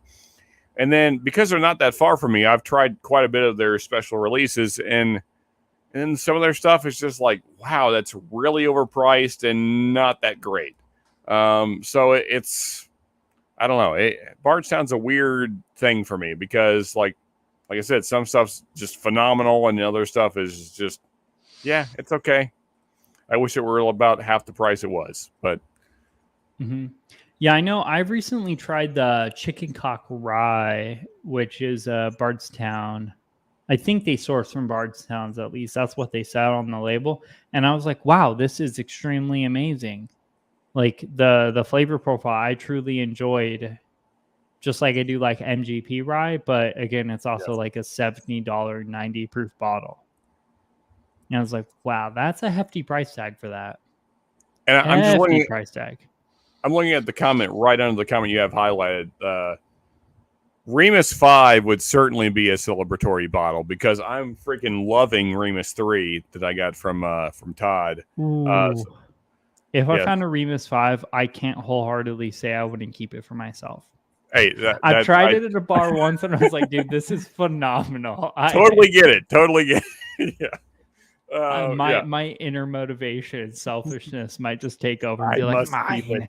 my precious, precious. my precious. Yeah, no, I love that we both went Gollum on that. Yes, for sure. I mean, because that's the feeling you get. I mean, because my God, dude, this bottle is so damn good. Like it's I'm gonna be very That's just sad when it's quality gone. MGP right there. Yeah. Oh yeah, Quality MGP. Like, I wish that MGP would keep more of their own stuff and do that. Like, I wish we had more of the Remuses and less. Like, stop sending out your 4-year stuff to everybody and just keep it around and let it age longer and do what you do, because that is better than any other. It's better than anything else I've ever had from MGP. It's phenomenal. So that's how I feel about the freaking benchmark series. I'm like, dude, Buffalo Trace, just don't. No one asked for like super poor man's version of all your products. Yeah. Like, I would just much rather be able Stop to get putting out Stag number 8 at the yeah. I would rather you just like keep your just delete the whole benchmark series and just make everything else that's beloved way easier to find. Just please. That's all I ask. No one cares about I would honestly rather just have normal Buffalo Trace over all the other benchmark bottles. Have you had the full proof? I think the full proof is worth having. I've had the full proof. I don't like the full proof though. I'm a full proof hater. All right, fair enough. But yeah, I'd rather just click delete on all across the and board. just be able to find Stag for like $80, like Stag Junior for $80. It's like, never. I would happening. be happy about it's that. Never gonna happen. There's so many taters out there. It's never ever gonna happen. It's just And to be fair, AZ, like, I mean, everybody thinks I'm an MGP hater. I don't hate MGP. What I don't like about MGP is not even MGP's fault. I don't like what people that are sourcing MGP do with it, which is nothing. They get 4-year MGP and they bottle it and throw their label on it, and that's all they do. They do nothing else. And then there's 1,000 of those on your shelf. And what pisses me off about that is, for the person that's not us, that's not the whiskey community, what's annoying is that they don't know that. They don't know that they're getting 4-year MGP 5 times in a row. And so, like, man, this bottle tastes just like the last bottle I bought. Like, because I know that has to be happening. Because, like, if you go to your local liquor store, like Total Wine, Liquor Barn, whatever the big thing is where you go, a lot of it is 4-year MGP, just their standard bourbon, and it's fine, but it's not amazing. And so, like 4 to 6 year old products. Yeah, and so quit doing that. Like, don't do that anymore. Like, do something with it after you get it. That's I'm so surprised that there's not a lot of ultra aged products coming from these big like producers like MGP. I know Buffalo Trace, like they've been around forever, like Wild Turkey, all these big ass producers. I'm so surprised that they just constantly put out all this budget stuff that it's what sells. Like, I guess, but like, for example, like we're talking shit about Jim Beam earlier, despite us both truly enjoying this whole single barrel product. But Jim Beam has like 9 or so labels. Like, why don't we just delete those and maybe we make the freaking what is that one, the cash strength one, Bookers? What if we make Bookers not $100, because it really should only be like $80? And also, don't make it a 6-year product, because no one wants that. Yeah, like, why if we just make it $80? Yeah, and if you're gonna have it 6 years, maybe make it $60, 65, 70. Yeah, $10 a year seems fair. Yeah, I'm fair. You know, It's like they forgot who their competition is. Like, this bottle exists. If you don't know, this is a 12-year product for $70. So yeah, it's like $70, $80 days, maybe, depending on where you find it. Maybe 100. I bought my last one at $100, but that's just because I missed the initial drop into my market. So then I kind of had to buy it at secondary or just skip over it. And I have yet to gotten an A batch until I got A122. So I was like, well, I need an A batch. And Sugar Kitty different, but still, like on the so Sugar Kitty disagrees with my point about MGP, and I know that Smoke Wagon and Redwood are doing that, but that's not the majority of the brands. I don't know what you guys are seeing, but when I go to my big stores here in Kentucky, I see new brands popping up all the time. It's labels I've never seen. And when I look on the back, it's distilled in Lawrenceburg, Indiana. Mm-hmm. And you can tell by looking at the bottle that it's nearly clear it's young MGP. And there's hundreds of them. I mean, literally hundreds. And it's getting really frustrating because they're flooding the market with this stuff, and it's not very good. And so if a person, if they pick this up because it has a cool label or whatever, and that's their first experience with bourbon, they don't like bourbon now because it's garbage. It's not good. It's sourced, so it's overpriced. So it's probably $50 or $60, and it's not a very good product. And so then they're like, well, bourbon's not that great. Why would I get into this? Because like my buddies are into this. I don't understand what they like about bourbon. And I get that sentiment because they're buying this garbage that is just being mass produced, and there's really not a whole lot of thought or effort put into it. And I don't really like that. That said, what Smoke Wagon and Redwood Empire are doing is great, but they're kind of the minority rather than the majority. So, yeah, I would tend to agree. I didn't think we would get in this conversation today because this is a bit of a tumultuous conversation with some people. I go hard all the time. But that being said, I do tend to agree just because I personally, I don't mind when people source whiskey. It's what they do post sourcing the whiskey what truly matters. Like, are they blending that product? I have zero respect. Okay, maybe not zero, because it does take a good palate to pick out a good whiskey, like likely a better palate than I have. I'm just a dumb 25-year-old guy just making videos on the YouTube and talking shit about whiskey. But it takes a good palate to pick out a good barrel pick. And yeah, those are fun, and those are a good thing for brand local liquor stores and shit to buy and sell, put a cool little tater sticker on, throw out the door. That's fun for the local community. But for a brand as a whole, I think you need to do more than just make single barrels of other people's whiskey. Like, for example, the whole Smoke Wagon. I respect the shit out of Smoke Wagon because their master blender, I forgot his name. Is it Aaron? Aaron, I always forget his last name. Yeah. Either which way, so much respect for that guy because he doesn't just buy single barrels. Like, he buys those barrels and then he blends them into fantastic products. Like, I haven't had a bad Smoke Wagon product, and I've had the Uncuts on filters. I've had the small batch. I've had this one. I bought it because of the American flag. Probably not buying this one again after I kill this bottle. But yeah, it's cool, but it's whatever. But like the Uncut Unfiltered is the crown jewel of his products, and those I would put up alongside like Rare Breed 1920.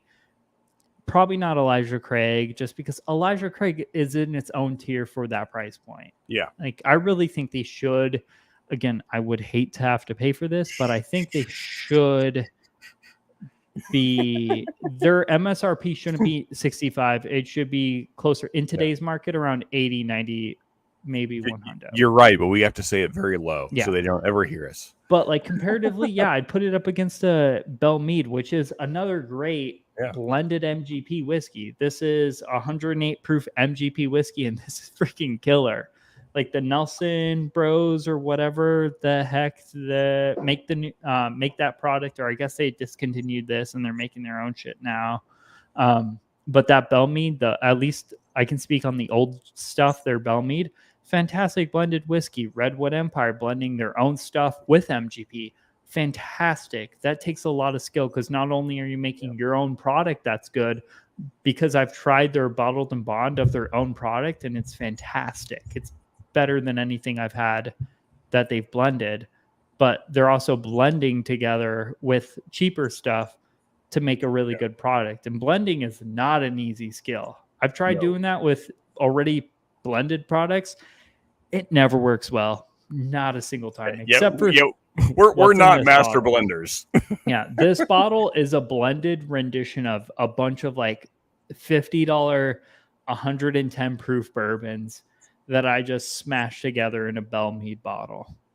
But like what I was speaking about previously, that's about just the Bell Mead brand. That bottle itself is not actual Bell Mead whiskey. That's more of like Wild Turkey Rare Breed Bell Mead and Wilderness Trail cask strength. It'd be like that sometimes. So Remington, on your question, like the current Old Scouts are not what they used to be. Like that used to be a fantastic product, and now they're fine. Like it's not. I'm not going to say it's bad. It's just okay. I would say it depends on the price. Like if it's a reasonable price, like in the $40-$50 range, then maybe go for it. I wouldn't pay much more than that personally. So I don't know what prices you're seeing, but like they're all right. They're not exceptional. So yeah, at 50, I might almost pass. Thoughts, Steven?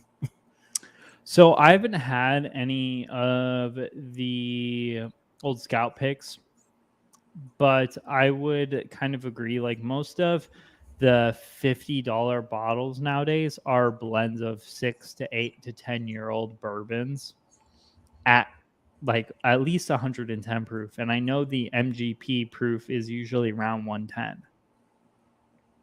Like 110, 115-ish. Yeah. Yeah, like so, I have two Jepson's bourbon picks over there that are just MGP single barrels that are 6-year-old for $50, and I think those are okay for $60. So I didn't notice the barrel proof part of that, so that does change it for me a little bit. You were thinking about a whole like just 90 proof, just normal basic. I get what you mean. So it being barrel proof makes it a little more interesting.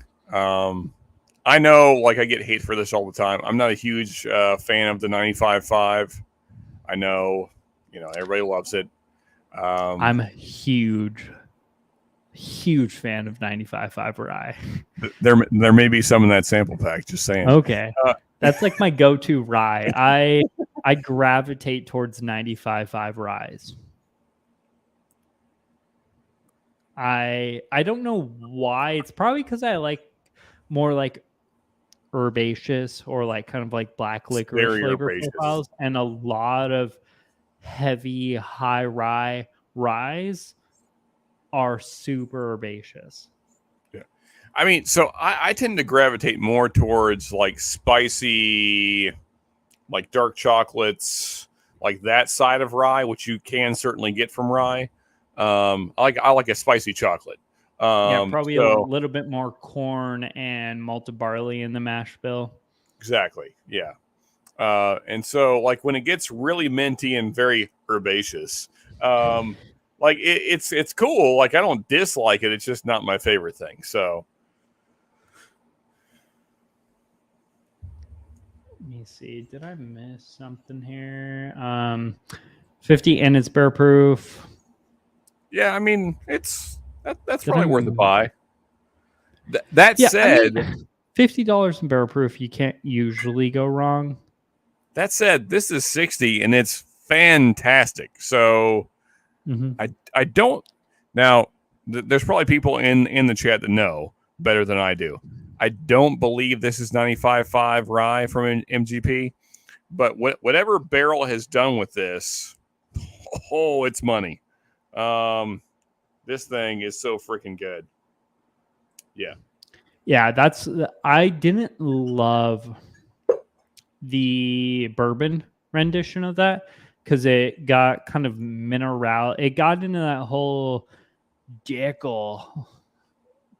I don't know why I'm doing quotations. Dickel has a flavor profile. Except for the bourbon. The bourbon, it has. So I have the Dickel 8-year-old bourbon down there that I just recently got. It has that. It's not the minerality, like the orange minerality note that I'm used to getting on Dickel products, but there's a funk on it. It's definitely different from your traditional bourbon, like Kentucky bourbon, I should say. But the Stellan bourbon blend had Tennessee whiskey, Dickel in it, and it was not my thing. So vitamin-y. Yeah. Like I'm not gonna lie, I liked it when I first tried it because I was like, oh wow, this is good. And it's only like $50-$60. So for $50-$60 for a barrel proof whiskey, that's not bad. It's good. And it's probably not a blend of bad whiskey. I mean, the older age statement shit is likely the why am I drawing a blank space? The older age statement stuff is likely that Dickel, that Tennessee aged whiskey. So, like it's not inherently bad. It's just, it wasn't my jam. Yeah, I'm kind of with you on that, Steve. Like, so I don't like, there's some people that just absolutely despise Dickel.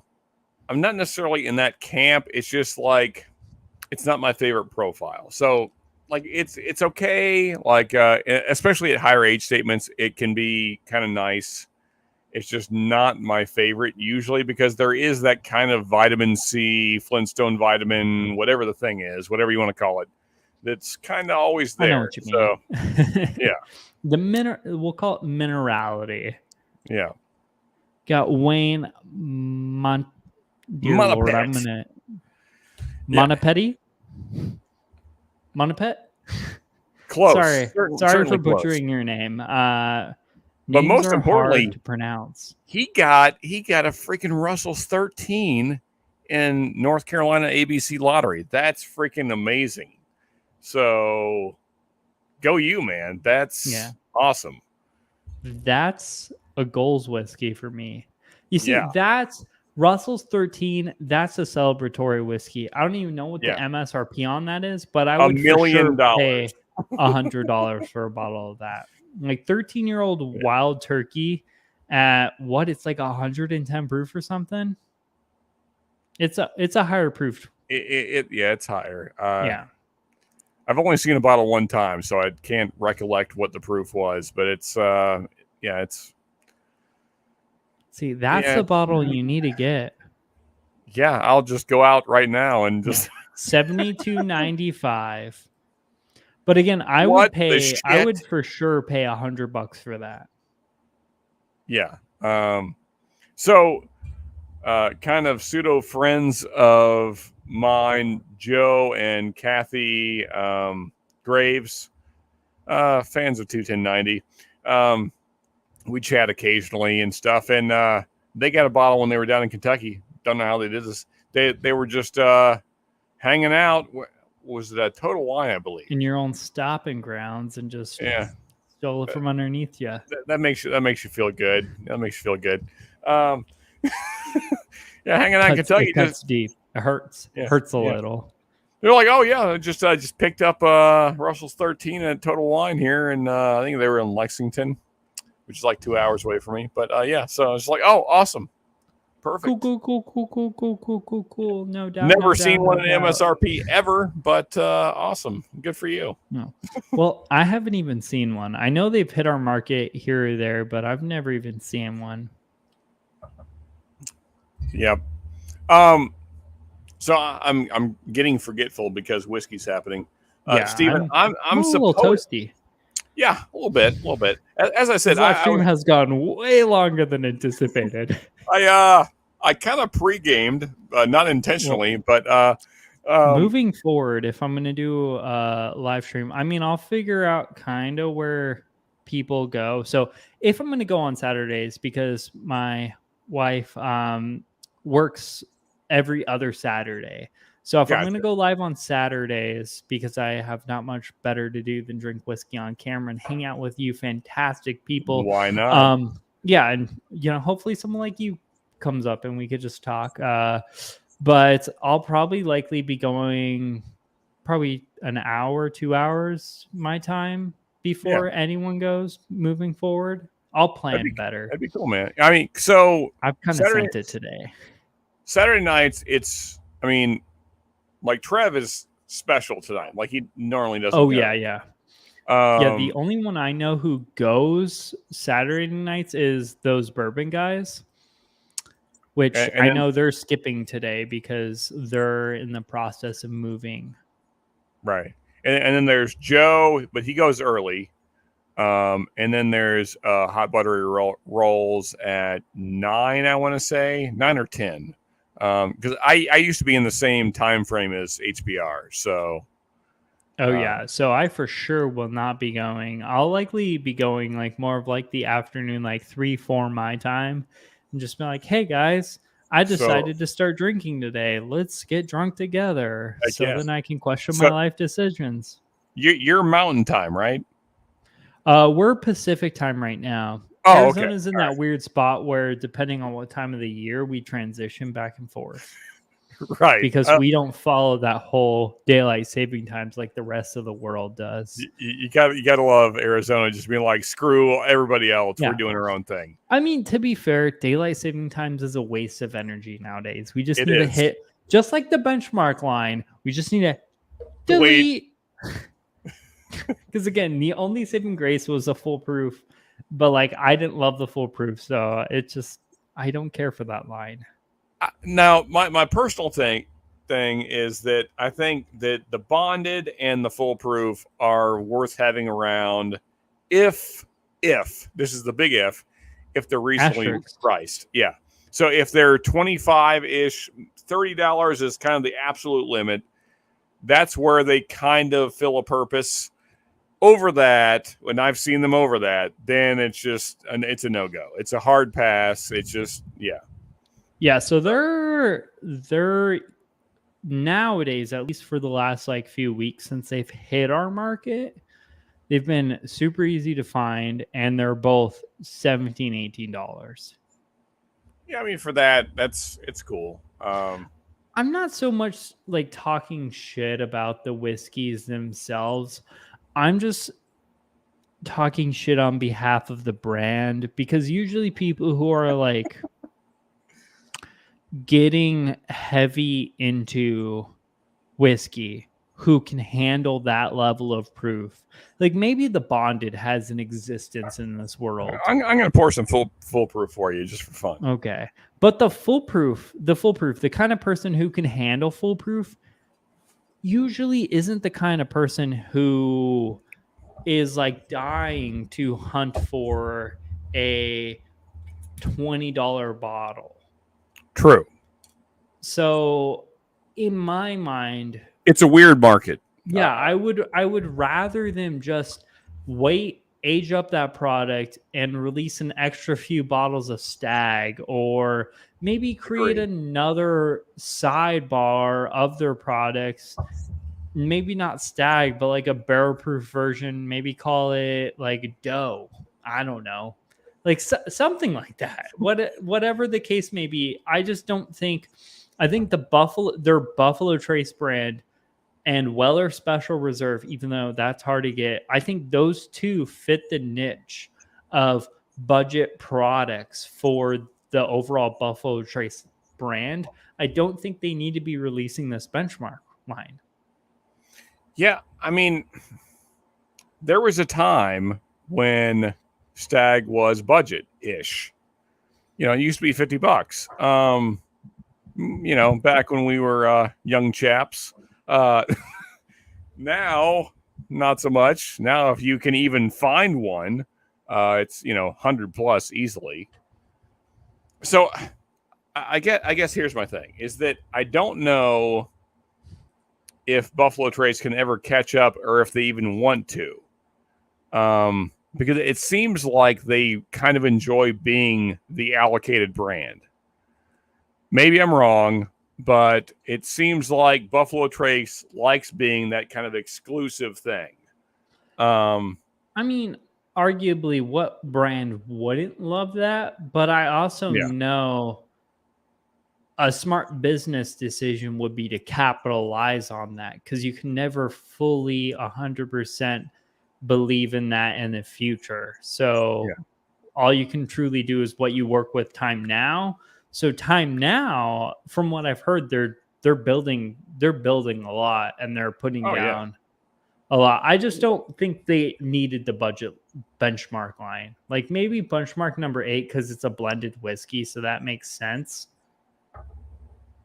Yeah, and to be But clear, outside of that, to be I don't get clear, it. AZ, when I say Buffalo Trace, I don't mean I don't mean this bottle. Well, I can't reach it, but I don't mean that bottle specifically. I mean like as That guy all the way over as there. a company.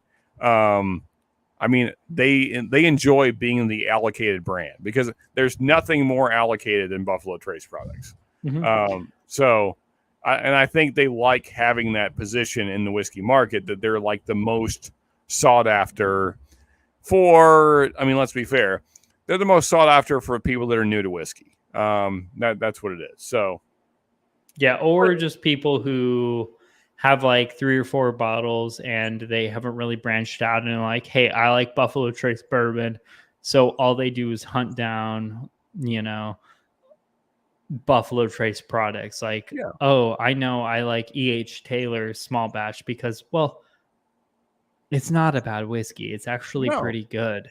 For it's sub excellent. Yeah, $50, I think it's pretty solid. Nowadays, though, knowing what I know and what I've tried for $50, I'd rather have a Wilderness Trail bottled and bond than an okay, E.H. Taylor bottled and bond, just because I prefer that flavor profile better. But I still think they're fantastic. They're just great to get into, and everyone knows them by the name, so it's never it's not wrong. It's like when you're looking for workout equipment or something, you're like, hey, I know Nike's a pretty good brand, or shoes and shit. It's such a big name right. that everyone wants it, and unfortunately they just don't have the supply to meet the demand. But I would say I think that's a great analogy, Stephen, because like Nike, Nike, the soles will probably come off in about 3 months, and then you'll be running around in a pair of shoes that don't have soles on them. So that's kind of where Buffalo Trace is. There's a lot of hype, and there's some decent products out there. Just like there's probably some good Nike shoes out there that I haven't found yet. Um, I would say, if we're being honest, I think the E.H. Taylor line to me is the standout, at least in my mind, especially in the more budget friendly line. I think E.H. Taylor small batch is probably the best of the bunch, and it's the highest, to be fair. So that kind of sensible. And really across the board, price to price, I think that E.H. Taylor does a better job with what Buffalo Trace is putting out compared to a similar price pointed thing from Buffalo Trace. Yeah, it's just I think that when you're farther along, as Steven was mentioning, when you have a couple of dozen bottles, it becomes less interesting because you're finding things at cheaper prices that are more interesting. Especially if you're, I mean, I think Turkey and Heaven Hill just kind of really put a hurting on Buffalo Trace once you really get into their kind of higher end stuff and start experiencing that. And then you kind of don't really favor Buffalo Trace stuff as much because Turkey and Heaven Hill are putting out just phenomenal stuff at reasonable prices. So it's hard for me to dedicate time to finding Buffalo Trace products. I Anyway, mean, all you have to say is Elijah Craig, and conversation's at an end. yeah, exactly. That's just me, though. So yeah. That being said, despite our huge rantiness about Buffalo Ranter. Trace and whatnot, which ironically, I think this weekend's long form video that's not going to be a review, whatever you want to call it, I was going to talk about Buffalo Trace. Still might. might not. Who knows? I haven't planned that one yet. But look forward to that in the future. I think we're going to wrap this up here just because I am getting a little bit on the schlammer side, and I still do have things I actually need to do today. I might be. Maybe. Yeah, I'm a wee bit most definitely on the schlammered side. So that being said, before we close it out, I just wanted to say thanks for everyone hanging out in chat. Thank you for everyone who came in throughout the live stream or came in recently and whatnot.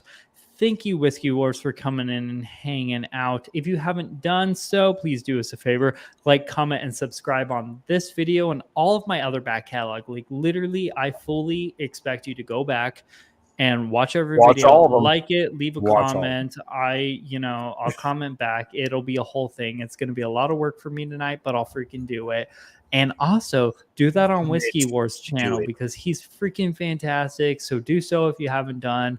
And again, fully watch every single video, like it, comment it, and subscribe it. All those 184 videos, folks. Yeah. Do them all. Just make it happen.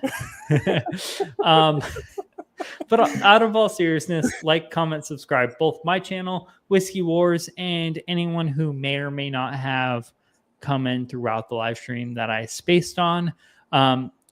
Sean, Whiskey Wars, my guy.